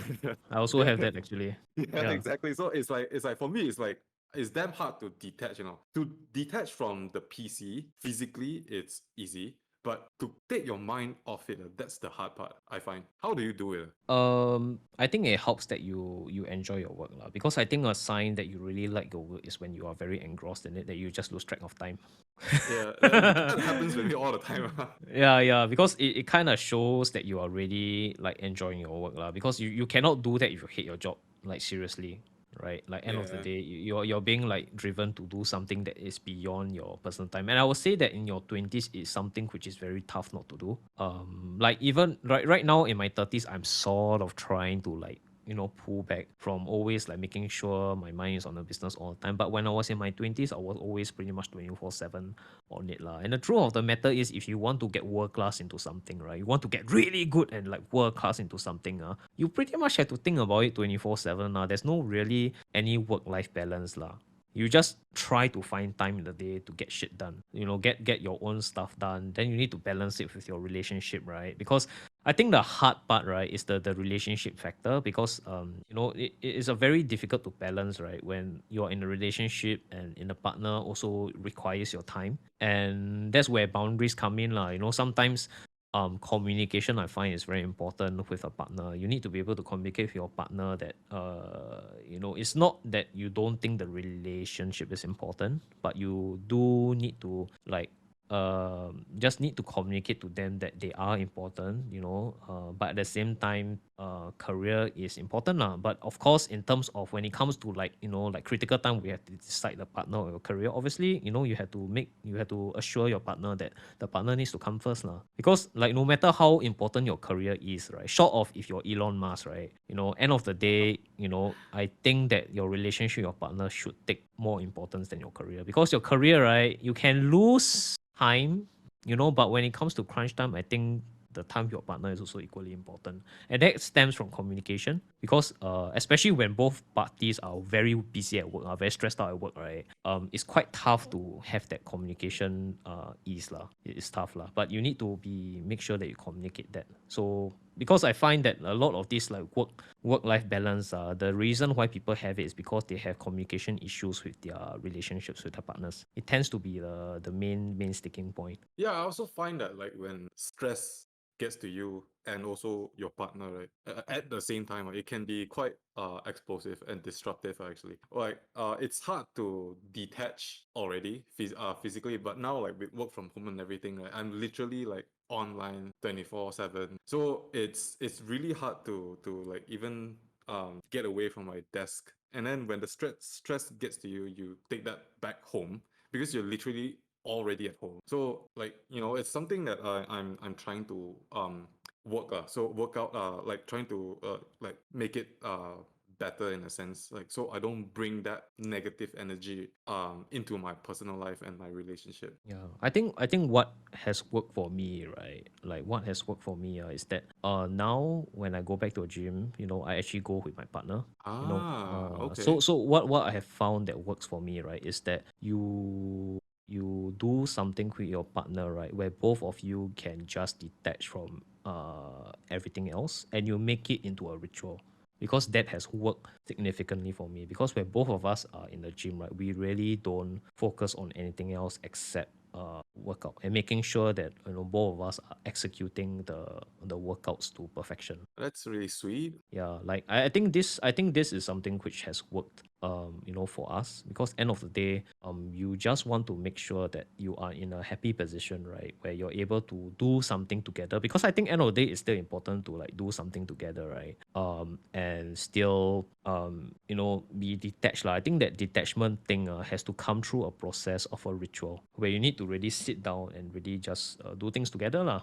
And I think that will greatly improve a lot of communication, to know and to affirm to each other that you're there for each other. Yeah, and it actually starts from like the whole detaching and then keeping your mental health good and positive, right? Yeah, and I mean it helps in so many ways, right? For one, we chose activity where it increases our health. It really helps with our health, helps with our weight regulation, and of course the happiness. That also increases the mental health lah, and that is something which we really appreciate. When that's why we actually do look forward to going to a gym. I think that's something which is why among my many years of going to a gym, this particular stage, right, is one of my most favorite portions, because I do enjoy going to a gym. Yeah, it sounds like a much more holistic Yeah, ritual. it's very holistic. It's because the focus is health. The core focus is health. It's no longer about aesthetics and stuff like that. And it really keeps me mentally healthy lah. And it's something which I really enjoy, right? All right, folks. To have like positive mental health, when you're stressed out, go to the gym, go Yeah. run on a Or treadmill or something. go run, go do yoga, do anything that works for you, right? For me, it's go to the gym. For some people, it's sitting in a cafe reading a book. For some couples, it's really sitting down in a cafe and just talking to each other. Yeah, do whatever works for the relationship, Yeah. whatever it takes. Yeah. All right. So now that we've covered like the main topics of our podcast, we're gonna move into the Q&A section. So we have a couple of questions posted by Aaron on his Instagram. The Yep. first one that we've got is actually, how do I know if I'm on the right career path? Wow. Wow, this is a very common question, man. Because I think this is what you call like midlife crisis like that. This is the type of questions where you are like midlife crisis mode. Quarter life, midlife. Yeah, a lot of people have this question. I think because it stems from like they feel like they're underachieving. Does that make sense? Yeah, it does. I guess like a lot of people ask this question because they like to compare themselves to the Joneses. Oh, my friend, he's the same age as me, but then now he got all this. And I said, I'm not doing enough. It kind of stems to that comparison, and like you worry that you're not doing enough lah. I think we have really answered this in quite detail over this podcast lah, and that is to really sit down and plan and write down what you want in your life. Set your And goals. yeah, and unfortunately, right, if you have not done this for a while, right, I can tell you that you are not going to be able to do this in a one day. Like it is not something, right, which comes to you after thinking about it for one day, right? You Yeah. know how long it took me to really craft out my plan in terms of my career execution? How For long was me, that? right, I thought about it very deeply for 2 years in the army. Wow, y'all Singaporeans can go to army and have a thing, ah. Yeah, when I was in army, right, I after my polytechnic, I was very sure that I didn't want to do the animation and design sector. I was very clear on that. So I didn't know what to do. So I told myself, 2 years in the army, I'm going to really sit down and think very hard about what I want to achieve in my career and my life. Oh, that's what they say. Army makes you a man. Yeah, there's a lot of people say that army waste time lah, but I guess it depends how you use the time. So for me, it took me 2 years to really like sit down and think about what is it that I want to achieve in my life. So the moment I got out of army, I was very clear already, what I wanted to do. So I think for people who are asking this question, right, I just need to caution you that you should not expect yourself to get that answer immediately, because this is not something which is an overnight process. This is something which you really need to like sit down and do a lot of self-reflection. There are many books which we can recommend to help you. All right, Ryan mentioned Ikigai. All right, there's another book which I find is not too bad, is What Color Is My Parachute or Your Parachute. I think that's Oh not yeah, too yeah, yeah. bad either. That's a very famous one. Yeah, that I think that particular book in terms of choosing a career is also not too bad. What Color Is My Parachute or Your Parachute and Ikigai. I think these two books itself, right, are very philosophical books which you can take home and really like think about, really brought over, and take your time to discover yourself again. Because end of the day, that's what you need to do. You really need to sit down and think very hard what you want to achieve and write down your goals and plan to execute it. Because when you go through this process, you're already setting yourself up to succeed, because many people don't actually sit down and think about it. So, right career path. The truth of the matter is, right, you will know that you're in a right career path, right, when the job becomes very satisfying. And it just makes sense for you to be there. Yeah, and you feel, you kind of feel that you don't really want to like Jump ready. jump, because you're happy, you enjoy your working life, you love your working life. You can't, the I think the key thing is that you cannot wait to get to work. Yeah, you don't drag your feet to work. Yeah, as for the lack of a better term, like what Buffett says, you tap dance to work. Oh And yeah. that is what I do personally in my own career path. Whenever a person comes to me with a problem, right, I tap dance to work, because I love the process of looking at a person's finances, right? I'm just hardwired that way and finding ways to solve the problem. It's something which I enjoy. Like, I love to look at financial problems and try to solve it. I'm just hardwired to solve financial problems. And I guess that's why I know I'm in the right career path. I It's enjoy your it. it's your ikigai, basically the reason for living. Yeah, correct. And now I'm doing it on a broader scale through the Instagram account lah, because I realized I don't need to do it just one on one. I can do it more than one on one, right? So yeah, I think the right career path, right? How do you know, right? You won't know the moment that you get into your first job, because I will say that most people cannot. I don't think you can expect to get your right career from the get go, because it takes time for people to know who they are sometimes. It Mm. takes time lah. Some people, they get into their first job, they know like for you, already know that you don't want it already. So it's very clear, you make the switch. But for some people, right, out of circumstance, they have to work. But I think you also need to be smart enough to and know when to pivot lah. Because that's why, you see some adults, they also go to night school. Mm. They go for night lessons. They try to upgrade themselves beyond their job or scope, because they want to jump, right? And because they want to jump, therefore they have this growth mindset. Okay, I'm going to you see, these people who go night school, I respect them, because they know that they want to jump, and they are taking active actions to execute and jump in the future. You get what I mean? They're not happy Yeah. with where they are, right? And therefore they want to get better, so they go for night school. They go and take online courses. They go and learn about stuff. They go and meet people in the industry, and then within 3 to 5 years they'll get, and then they will jump successfully. And these people who jump, you don't think that they jump overnight. Suddenly they wake up one day, oh, I'm going to jump into this sector. No, it is probably accumulation of 2, 3, 4 years of thinking about it, executing, or what they need to get there, and they successfully did it. I mean, like taking night classes itself also costs money. It's an investment, a huge gamble in a sense that they're taking. So like it's I really respect people that takes night classes to upgrade themselves, not just maybe for career progression, but also like to change the industry they're in. Because like especially for the people who take night classes to change industries, that's a huge gamble. They spend time as well, not just money. Yeah, exactly. And yeah, time is money, because like you waste your youth, then that's it. All right. So on to the next question. Actually, this one's a question from me. So in Chinese language, right, we like to say taichi work. So that means like throwing work to unfinished work or like uncompleted work to other people, and just being unresponsible in general. And so what do you do when people decide to taichi work to you? Uh, okay lah. Unfortunately, no matter where you work, right, even if it's a high functioning organization, Tai Chi happens everywhere lah. Okay, this is not something which you can avoid. Unfortunately, I would say that you need to be able to address that to the people that you're working with, and also make sure that you be known that you are doing Tai Chi work. I think this is something which needs to that people need to be aware of, that you are the problem solver and you are doing a lot of this stuff. Right. The worst thing that you can do, right, is that you do a lot of Tai Chi work and nobody knows. Ah, Okay, you want to be in a position, right, where if you do a lot of this Tai Chi work, you need, especially people who are in charge of your grading or whatever, your efficiency work grading, to know that you are the problem solver, because you need to give them an excuse for you to progress. Because right. end of the day, Tai Chi work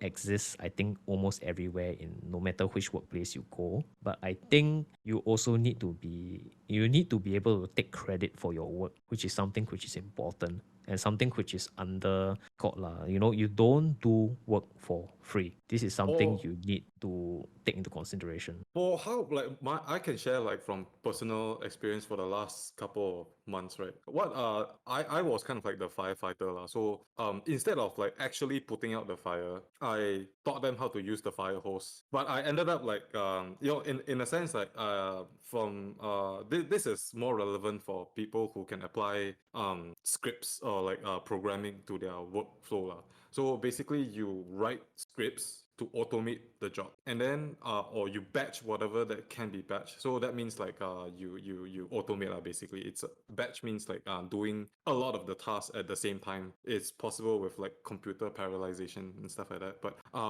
aside from that, like for the more manual tasks, what I did was I actually wrote manuals. I think this is also a very common practice in Japan, Mm-hmm. where the seniors will actually write manuals for the juniors to follow. Yep. So I've done that, and I've successfully reduced some of my the workload that comes from all the tai chi by half. And That's good.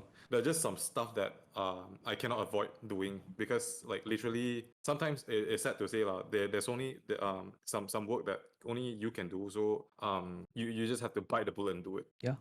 This is what you call automation.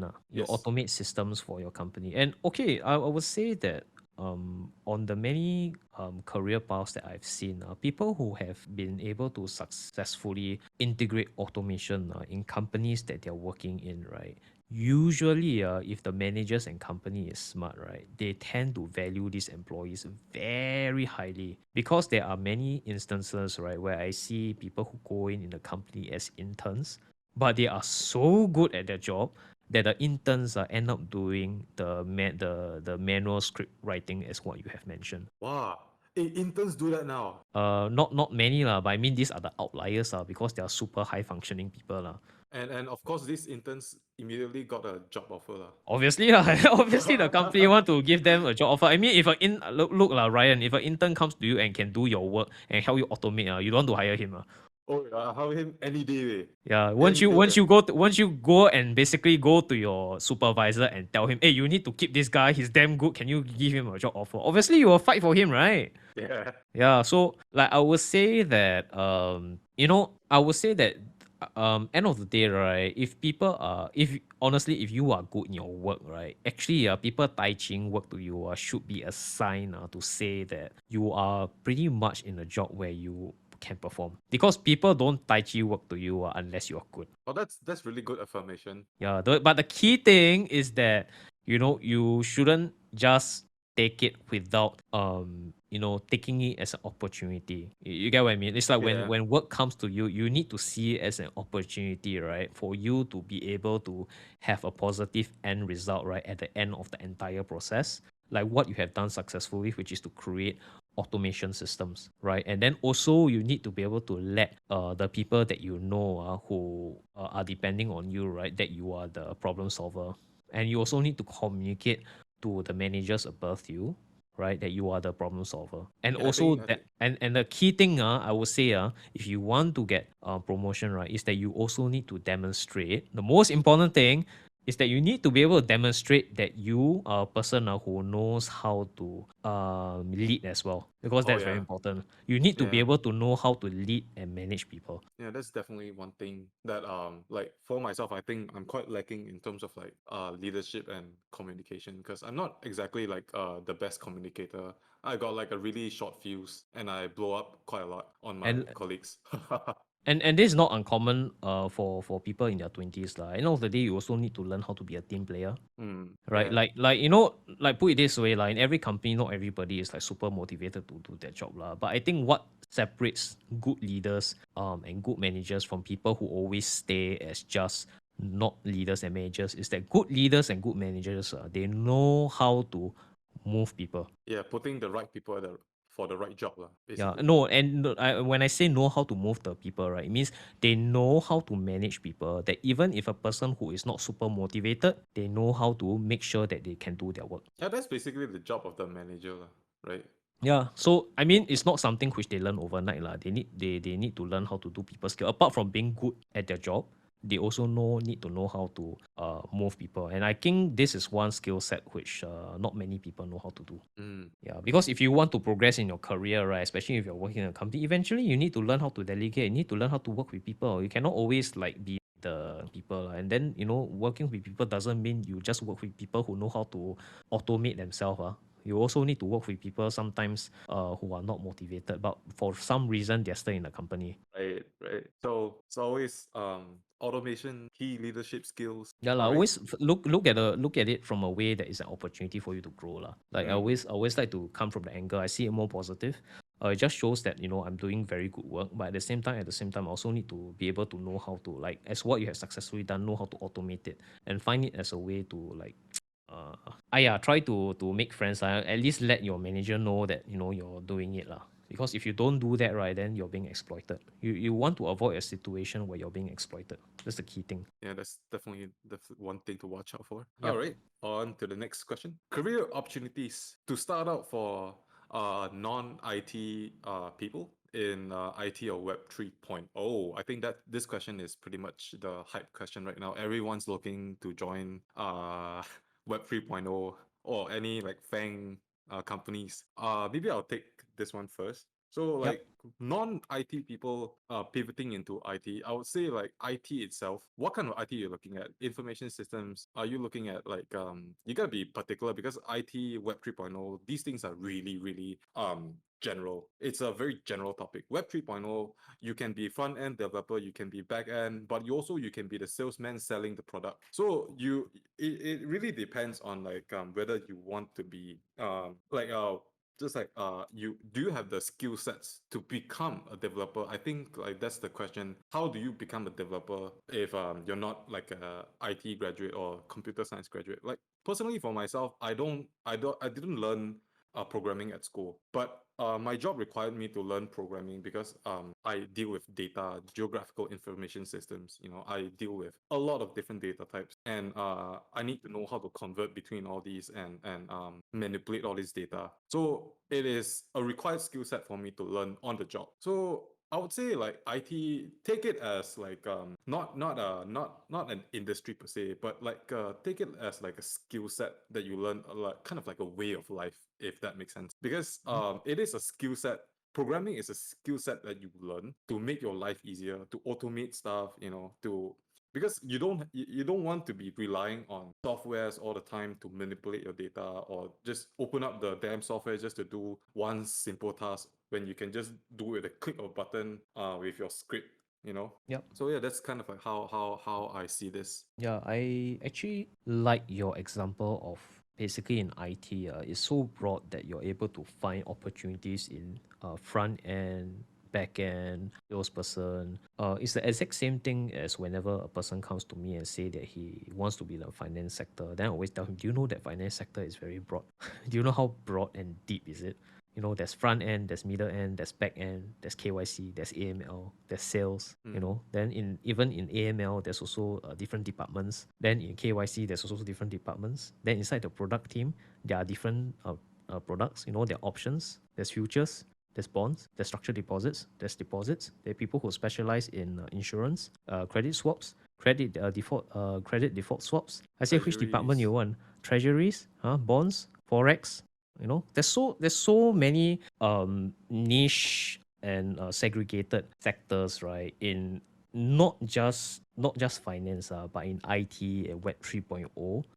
And I would say that if you have an interest in this particular sector, right, it does not mean that you need to be IT savvy to be in that sector. You get Yeah, what I mean? definitely, Because definitely. because in every single business, all right, there will always be a person, right, who needs to do things like HR, things like Like even things like Palantir, they're hiring salespeople. yeah, things like sales, all these like very legacy type of skill sets. Almost every single business, they also need one. Like, things like LinkedIn, right? Like this company LinkedIn, they also have salespeople to sell the LinkedIn software to organizations, sales organizations. They also have it. They also have salespeople, introductory people. In Google itself, they also have salespeople because they also need salespeople to be on the floor to sell people to list their companies when they were just starting out. So eventually, right, no matter which sector you're in, right, your skill set can be pivoted into another sector. But the problem I find is that people just see this name IT and they are suddenly scared that they need to be IT savvy to be able to do well in that sector. And I don't think that is the right approach because that really, you're basically just setting yourself up for failure. Instead, what you should do is come from a standpoint of like, oh, I find this industry extremely interesting because I think this is something which I would love to work in. And then from there, you just go in and look for positions, right, which you think you can do the job in. And the key is to just get in first. Because once you are in, then you are able to better understand and learn the industry. And from there, it's very easy for you to pivot into something else and basically find your place in the value chain where you are able to maximize the value creation for that sector and be compensated. Yeah, I think it really boils down to, again, we have been repeating this, but it boils down to knowing what are your goals, set your goals, and then you find your place in the value chain in the particular niche or industry that you want to be in. Yes, Skills and like programming and all, you can pick it up like in night school. You don't even need to go to school to learn programming, to be honest.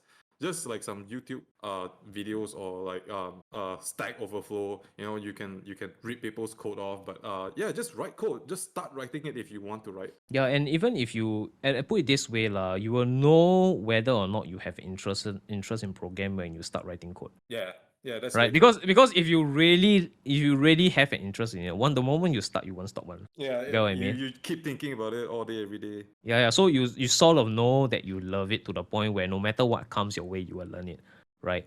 But if you're a person like me, the moment you write your first line of code, you want to want to sleep already, right? You kind of know that that's maybe not the best place that you should probably focus your Efforts in. efforts in. You should probably go and find something else which you will really love. Because for the most part, right, you will realize that most programmers, when it comes to people skill, usually they're not that good. Yeah, yeah, yeah, yeah. All right, That's usually kind of very true. good very good programmers, what they're usually lacking in is their people skill. And usually people who are good with people skill, usually they're not people who are very good in programming. Yeah, Usually lah. So you kind of, I just give you kind of an example in which, for every business, especially tech business, there needs to be a very good programmer and there needs to be a person who's good with people. Because a good programmer itself cannot like do up a very multi-billion dollar business without a structure and organization. So you need to determine what type of person you are. Are you a structure organization where you need to talk to many people at one time? If that is your strength, then go there. But if you're a person who was more of an engineer, just like to tinker and stuff like that, it's fine as well. Then just find your place in the value chain over there. yeah. If you don't know programming and you happen to be the guy who likes to tinker with engineering, then you can start learning it online. All the online courses like Udemy, what else, Coursera, YouTube. You don't even have to pay for it. YouTube's free. Stack Yeah, Overflow and is free. yeah, precisely. It's like there's so many like honestly, there's like put it this way, there's really no lack of resources for you guys to go out and learn anything you want, right? In today's age. There's really like no lack of resources. Everything is free on YouTube. Yeah, as long as you find you search for it hard enough, there will be one Indian guy talking about the programming language on a random YouTube video. Yeah, and the I would say that most of the time the content is actually pretty good lah. Like really, Yeah, like yeah, I'm it's really good. like like give you an example. Like for me, right, when I wanted to learn about all this like workouts and like bodybuilding, all this stuff, when I started in 2010, 2011, it was so difficult to find good content. I just recently came back to it and I tell you, wow, my jaw dropped. The amount of quality content that's out right now on YouTube. It's like ridiculous how much the content space has changed just for this like fitness like niche, which I'm so impressed. So I won't be surprised if that is the same for like design, same for things like programming lah. So like I won't be surprised lah that if you're able to find content creators who really just give this stuff out for free on YouTube. Right, on to the next question. Okay, question number 4. What to do if I have a stable career but I have no interest in it? I have no strong interest in anything in particular as well. So you want to take this one, Aaron? I would say the main question is why are you doing in this career if you have no strong interest in? Because that's you need to ask why are you still in it, right? Because there must be a reason why you are still doing that job or career that you're in. It cannot be a case, right, where if you have no interest in it, right, and then if it's so bad, right, then you're still in it. Do I make sense? Yeah, yeah. There must be a reason why you are still doing the job that you're doing. And most of the time, the reason is because there's bills to pay, lah, right? That's why people still do the job, or, they just want to make sure that they are doing something productive, Well, I right? guess in this case, the reason is probably because it's stable, and you think that the career that you're in is stable, and I think this stability stems from maybe some instability, like some parts of your life that are unstable. Maybe Yeah. I don't know, but I would say maybe like you don't have any particular interest. Probably is because you probably are not looking hard enough for it, or maybe you haven't found your calling. Cause I would say like people who start their own businesses, or people who can, like the Japanese, who can hone their craft on one single particular niche for 60 years straight, right? These people found their calling. They basically found their ikigai. Like I consider myself to have found my calling, and yeah, every day at work, although like putting out fires is stressful and all, but I do enjoy the work that I'm working, like solving flooding problems, this kind of stuff. Like if I do solve this kind of problem, less people will get flooded, less people will be affected by natural disasters, and that is what keeps me going. Yeah, and I guess also I think a good sign is that this person actually does ask the question, what to do, this person is asking a question, because this question, right, is something which is born out of a lot of insightful reflection. Because a person will not ask this question, right, if they feel something is amiss in their life. You get what I mean? This Mm. is a question which shows that you are really reflecting upon your life and you want to kind of make a change, right? And like many things, right, I would say that what Ryan mentioned is that you just haven't found it. Is because most likely you really need to take a step back and ask yourself, I like to ask the question, if money is no object today, let's say I strip away all the money requirements, you can do anything you want today on this earth, what would you do? What would you do? If I'm, let's say if you're a multi-billionaire today, like money is not object, what would you want to do today, right? And if Please. you're, and sorry? Oh, sorry. And I would say that most of the time when you ask this question, then you realize that what you really want is usually not that grand in most cases, Yeah, the right? first thing Because I thought of was actually waking up at 10 and have a cup of coffee, and then I got nothing else really. and then go back and work. Yeah, exactly. Yeah, like put it this way, lah. Like I would say that usually money will not change you much if you are already enjoying what you're doing lah. Because end of the day, you will still be able to execute whatever you want in your life. It's just a question of designing your life in such a way where you're able to both enjoy work and enjoy life at the same time. So if you have a stable career, right, but have no interest in it, right, then maybe you might want to consider jumping something into which you enjoy, but at the same time also uh don't neglect your income lah. Because end of the day, if you already have a stable career, then I like to call this the George Washington play lah, which is you basically take a piece of paper, right? Then you just draw a piece of line in the middle. So you cut the paper in half using a pencil. Then you write on the left side, right? What will happen if you don't make a change? Then write it down. Then on the right side, you write down what will happen if you make the change. Then you write down, right? Then you really sit down, you write left what will change and what will not change. Then at the end of this exercise, you look at a piece of paper, right? And then from there, you should be able to make a pretty good decision on whether or not you want to execute anything, because that will tell you very factually, right, whether or not you really want to make a change. Because sometimes, right, you get to the answer, and that is actually your job is actually not too bad and you actually do enjoy it. Because sometimes, right, after you do this exercise, you realize, actually my job is not that bad lah. Actually, I do enjoy it. I do enjoy the environment. I do enjoy my course. Okay lah, I just stay inside lor. Then what can you do to make your life more fun is to basically just find hobbies outside your job lah. There's nothing Mm, wrong with that. yeah. A lot of my friends, a lot of my colleagues, right? Honestly, they really like enjoy their life a lot because their work is something which they enjoy and they find fulfilling, and then they basically just go home. They have a family, right? They have a kid, then they take care of their kid, then they have holidays, and they just enjoy their life, and there's nothing wrong with that. You don't need to have a job to change the world to live a fulfilled life. That is Yes. something which I think that a lot of cinema has taught people to have that hustle culture. I guess is I don't think hustle culture is for everyone. I think end of the day, what most people want is just the freedom, the lure of freedom to do whatever they want now, which is why hustle culture is tends to be quite they like to glorify it lah. But end of the day, it always goes back to the question, are you happy with your life? Because not everyone is just designed to hustle. Not everyone likes that hustle culture. Some people just prefer to have a simple life, stay at, just have coffee at home, read a good book. I think if that life is fine for you, then by all means go for it. There's really no need for you to just don't let your self-worth be determined by comparison of others lah. I think that's the key thing that we need to put out in this career podcast, because I find that what is very toxic that social media has created, right, is that it creates a sense of endless comparison against people who tend to put out content on Instagram, right, where these are highlights and unrealistic. Yeah, I mean, even on the Malaysian pay gap page, the admin him or herself also said that there's been a lot of comments about people comparing themselves to like all the people who earn like ultra high wages. But Yeah. these people are kind of like, you have to understand, these people sometimes they are outliers, and like outliers, they don't fall in the norm.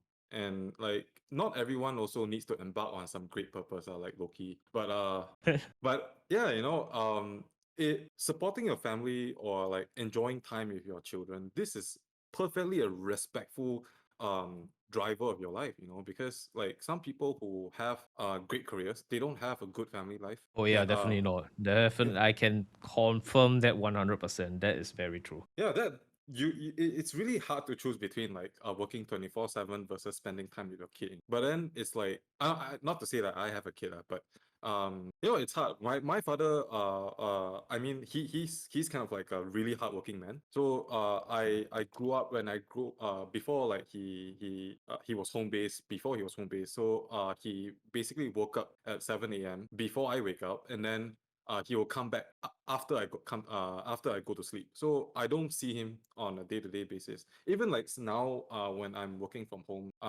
before I moved out, I don't see my dad. My dad's in the room all the time. I can hear him in meetings, whatnot, when I go down for dinner or something. But yeah, he doesn't. I don't see him out of the room. Yeah, it's just a bit sad, but I understand that this is part of like working hard. I myself, I see myself emulating my father harder because like yeah, this is just an example, but at one point of time I worked to the point I missed the sunset with my girlfriend. So yeah, that was like a really painful experience. Wow, that's bad. Yeah. That's very bad. Like, yeah, like, I mean, end of the day, like, guys, you do what. I guess you just need to come to on terms, right? That don't let your self worth be dictated by highlights of others. Yes. Because end of the day, the one who is going to look back and be happy of how they live your life, right, is you. I mean, no one else is going to do that for you, lah. Because like the people can be proud of you, people can appreciate you, but end of the day, you need to be able to reach at the end of 60, 65 years old, right, and look back and think that whatever you have done, the best, the prime years of your life work, and you need to be able to look back and be proud of what you have done. And if you can come to terms with that, then I think that is completely okay. Because even if let's say what you're doing is just 8 to 5, but if you have a very you are okay with that because you have other things apart from your job, and you have your family, you watch your kids grow, then I think that's perfectly fine.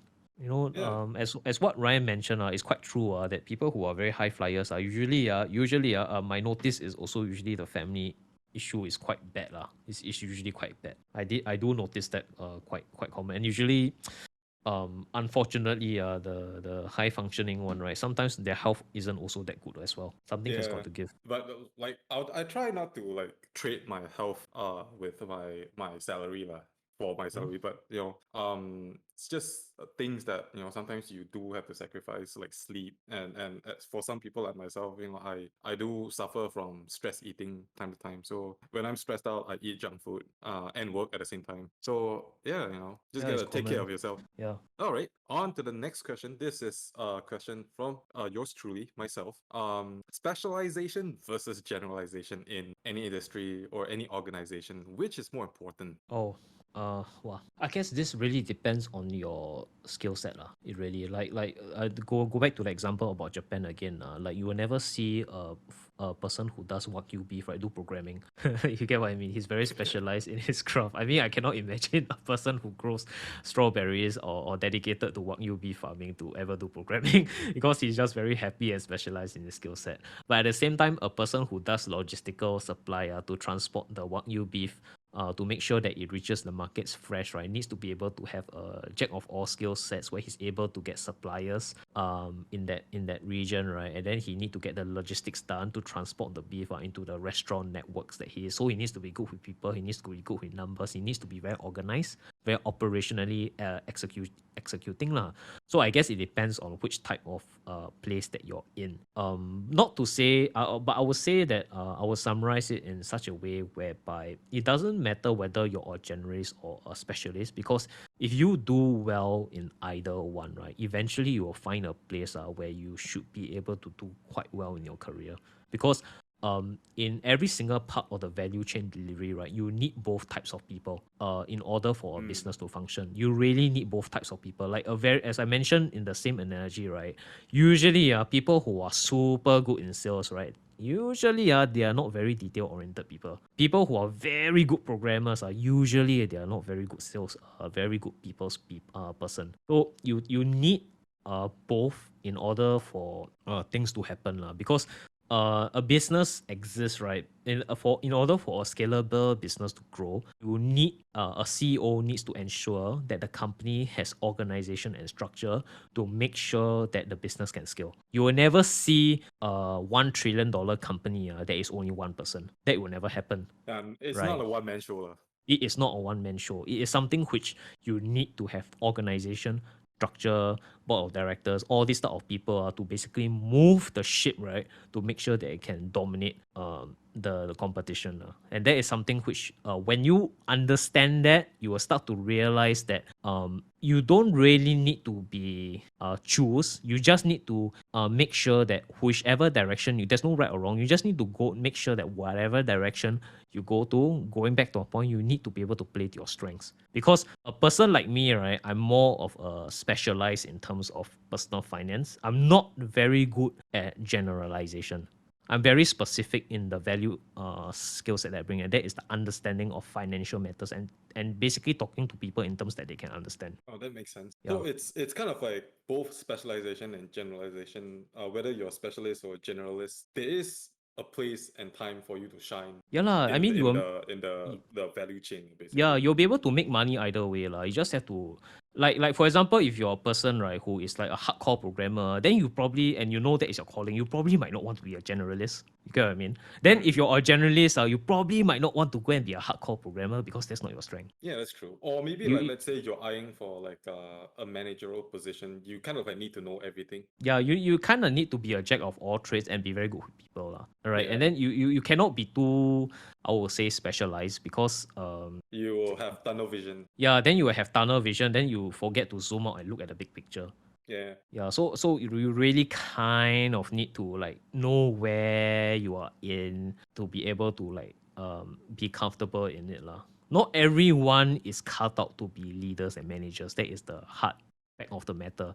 And not everyone is actually cut out to also be hardcore engineers and one man show. You need to be able to find which route you think you'll be able to perform in. In the end of the day, as long as it gets the job done, specialist or generalist doesn't matter. As long Yeah, as I it don't gets think the it job really done. matters lah. Yeah, All you right. need to be able to find your place lah in the value chain. All right. So next question, I think this is more relevant for the community, the investing community that we're in. Self-employed versus being employed. So a lot of us, we have like side hustles, we have like side businesses, but some of us also take pride in like working full time on our job. So Yep. like both are like self-employed versus being employed by a company.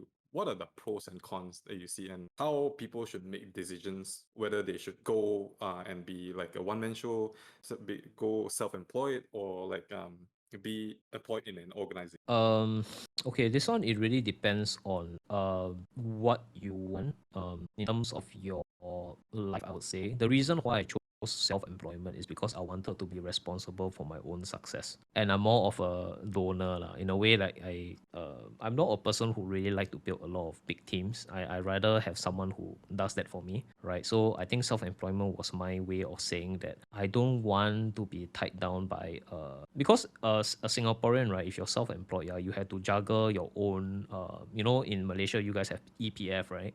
Mhm. Yeah, in Singapore, if you're self-employed, you basically don't have to contribute to that. So you take care of your own retirement, you take care of your own investment, you take care of your own insurance, you take care of your own business matters, you take care of your own taxes lah. Whereas if you're employed, then the employer needs to take care of that for you, right? So and for me, it was very clear from the get-go that I just don't really want my pension and my future income to be managed by the government agencies lah. Not to say that they are bad, all right.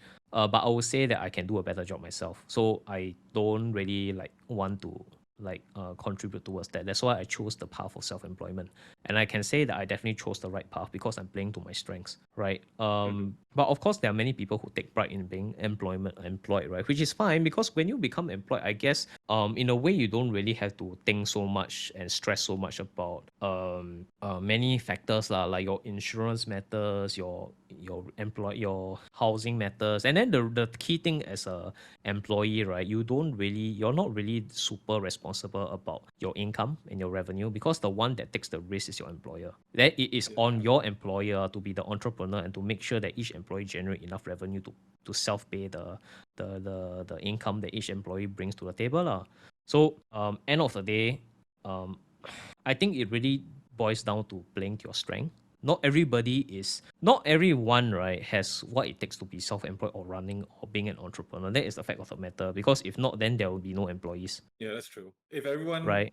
starts their own business, nobody will work for you really. Yeah, precisely. So like, and then we will never have $1 trillion companies and then multi-billion dollars company. It just won't happen now. Because end of the day, right, if you want to build a company which is very big, you need employees.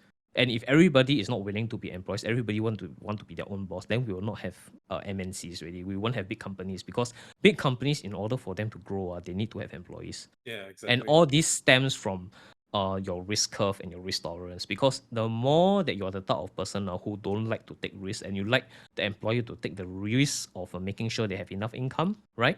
Then you can be an employee. But if you're a person who is very like to take a lot of risks, like to see volatility, right? and then you want to take matters in your own hands, then self-employment, running your own business. These are paths which usually people will take lah, because they don't like to wait for things to happen. Mm. You get what I mean? So I really don't think there's right or wrong. End of the day, what I've learned is that people who initially thought they are self-employed would come to realize that it's not easy. Then it doesn't. Then some of them will just change to employment, and some people from employment they realize it's not for them. They become self-employed. Yeah. So Find what works for you. yeah. Eventually, I mean, it's not binary. It's like some people they do it halfway, then they decide to change halfway. It also works for them. Yeah. Yeah. All right. And the last question, this one's for the people who are employed in an organization. What are the HR red flags? Wow. I This one. think like nowadays, when you apply for a job, HR are so unaccommodating and really. I mean, I can understand from their point of view lah. They need to come a point of view that they cannot be, But at the same time, I would say that it comes boils back down to the three words, which what Ryan mentioned, right? Which what you mentioned, which is know your worth, Mm. right? You need to know your worth, and usually, people who are very good performers are people who are high functioning. A sign of a good HR is that a HR is respectful of you as a potential candidate. So usually, whenever you get signs that HR is trying to lowball or trying to basically take advantage or exploit or trying to play hard to get, then that is something which you need to wonder whether or not you even want to work in an organization to begin with. Yeah, kind of Because like I would say like HR is kind of like the face of the company. yeah, If so if they try to do all this nasty stuff to you, do nasty to you, like chances and are this is before and you're gonna get people doing you dirty in the company also. yeah, and this is before you even step inside the company. It's like literally the face, the culture of the like introduction to the culture of the company is through your interaction with the HR, I would say. Yeah, and I would say that employees, right, don't need to be that afraid in terms of needing to take that, because you guys can be rest assured that there's opportunities out there for companies who do take their employees seriously. Because end of the day, you will want to be in a company who gives you a safe and supportive workplace to work in lah. Because you won't want to work anyway. If really you're inside a company which is very toxic, it's just a matter of time before you leave. What you get what I mean? So there's no Yeah. point in fighting against a company, right, whose HR where the from the get go, from the gut feel, you kind of know that this is not a company for you. Because end of the day, when your gut feel tells you that this is not the right company, but you still join, you're still going to leave at the end of the day. It's just a matter of when only. So Don't bother wasting your time. yeah, I wouldn't even like bother wasting my time. Like all these like red flags, right? Usually, if you go to a HR and you talk to them, right? Usually from the first interaction, you can kind of know whether or not is it a yes or a no. I find that the easiest jobs are the easiest investments in life and the easiest decisions in life, right? Is when you go in and the first impression you already know that's where you want to be. Yeah. You don't really They need to like go back and think, go back and like wonder. Because usually the reason why you need to do that is because you sense something is amiss. Yeah, it's just like gut feelings, or like the Gen Z people like to say good vibes, bad vibes. Yeah, and I would say that learn to trust that vibe, because I've learned over the years that when you trust that vibe, right, it tends to be correct lah. It tends to be it's like your guiding star in terms of like HR. So like HR red flags, like there are many times where I've heard that they try to play hard to get and things like that. Whenever like I would say like the biggest red flag is whenever you speak to HR and they try to undermine and gaslight you. Yeah, Gaslighting. I yeah. think that's like the worst. That's like really like the worst abusive type of a way to hire someone, that you start off the relationship by gaslighting. It's like telling you who's boss at that. I think I remember there's one interview that I went to. I asked for like a salary that's higher than the market price, just by 500 ringgit actually. That was Uh back when I was still a fresh grad. The yeah. average pay for an engineer is around 3,000 ringgit here in Malaysia. Yeah. So I asked for like 3.5. Nothing wrong with, right? So Yep. the HR straight out burst out laughing. Then I was like, what fuck is this lady doing? Yeah. No, they offered me on the spot. Then I was like, I rejected them on the spot as well. Yeah. Didn't want to like, entertain this kind of behavior. Yeah, like because like end of the day, you would want to be in a company who would take you seriously as a employee Potential lah. candidate. as a potential candidate as employer, you want to make sure that you're in a company who takes your growth seriously. And I It's sort think of like a long-term investment for them. yeah, it Yeah. is, because it's like you imagine you're putting up like 30,000 ringgit, that's excluding all your bonus, right? Essentially, if you're going to stay with a company for at least 10 years, that's 500,000 ringgit down, Yeah. easily excluding all the pay increments and career progression. So it's not a very light decision that they need to make. So I would like to see a HR put in some serious thought and actually asking like at least have a culture, right, where you are very inclusive, because I love a culture where the HR is respectful of people as well. You don't have to be, I would say that you don't have to be nasty when you say no lah. You need to be able to learn how to be polite, and it's a very big red flag whenever I see HR who become very nasty towards their candidates, because This is not us like slamming all the HR personnel. If no you're no no nice, no if this you're nice, good on you. But like for the people who's like a bit like bullying, gaslighting on like the candidates, this is not right. And like for people who are in applying for jobs like that through people like that, you better not like just gotta think like you twice, don't have to take it lah. You don't have uh to take it lah. And honestly, it should be a red flag that you probably shouldn't be in the business with these people anyway. Because know yeah, your worth and walk away. Really know your worth and walk away. Because end of the day, I can tell you that there's no lack of opportunity out there. You just need to look hard enough, try hard enough, and you'll find it. there's shit ton of jobs out there actually. Yeah, like there's more than enough jobs for anyone. If not, we won't be seeing job openings at all. Put it this way. Exactly. Right. If everybody got basically cannot find job, then why you got so many job openings? You tell me. A lot, right? It's like there can never be there can never be no such thing as our jobs. It's just a question of like how hard you actually work to find it. Like there's definitely opportunity out there. You just need to be able to like be open, be find it, and then like do the work and the legwork to get there lah. And sometimes introductions do help lah, because sometimes you do need to have the door a little bit open, so it doesn't hurt to like make a few friends even if you're unsuccessful. Yeah.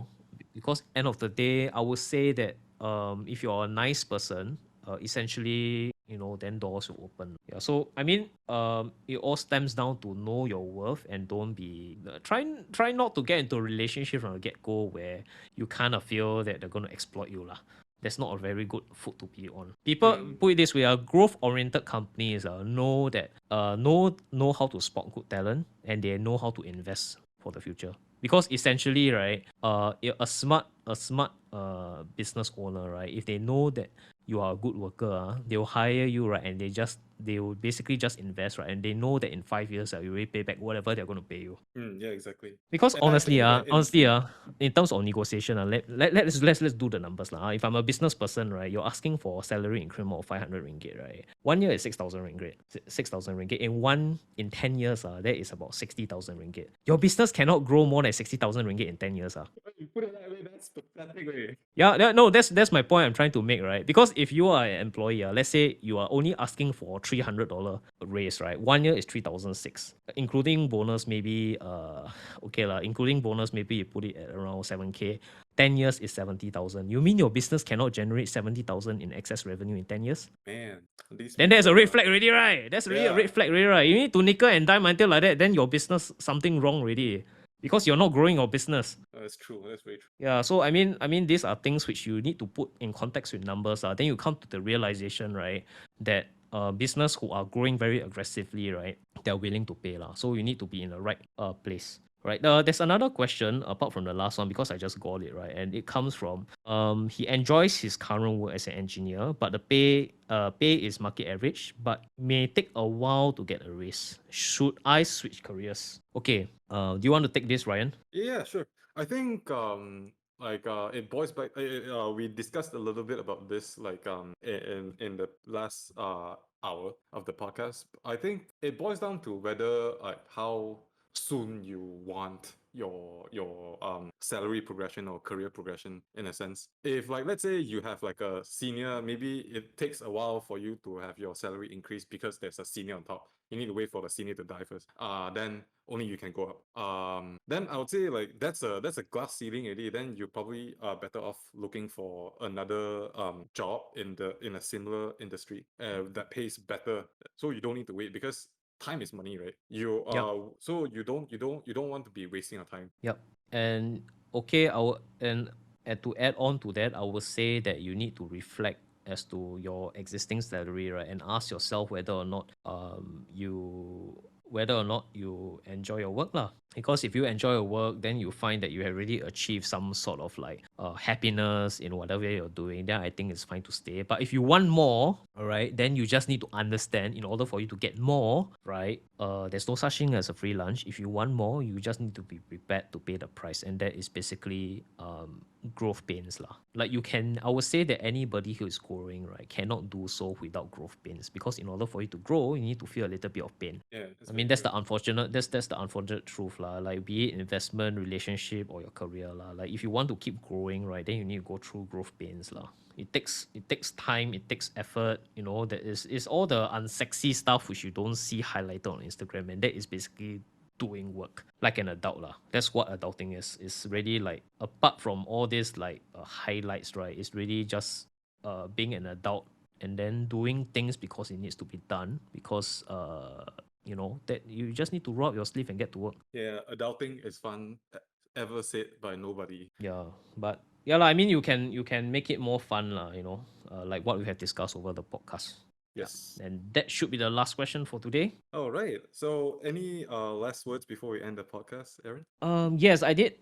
I want to say again, right? And the key message from me is the same towards most people I've met in my life, lah. And that is you will spend a good 8 hours a day or 33% of your prime years of your life working. And my message is I would argue that if you are managed to find a place where you can comfortably work and where you know, for the lack of a better description, you can tap dance to work while making a very good living, it is something which will dramatically increase your standard of living and your happiness index. So I would suggest to most people, I've seen it in my career over time, and that is to never give up looking for a place that you like to enjoy working. Because eventually, if you look hard enough, if you persist, you will find it. Yeah, there's always a place for you in the world.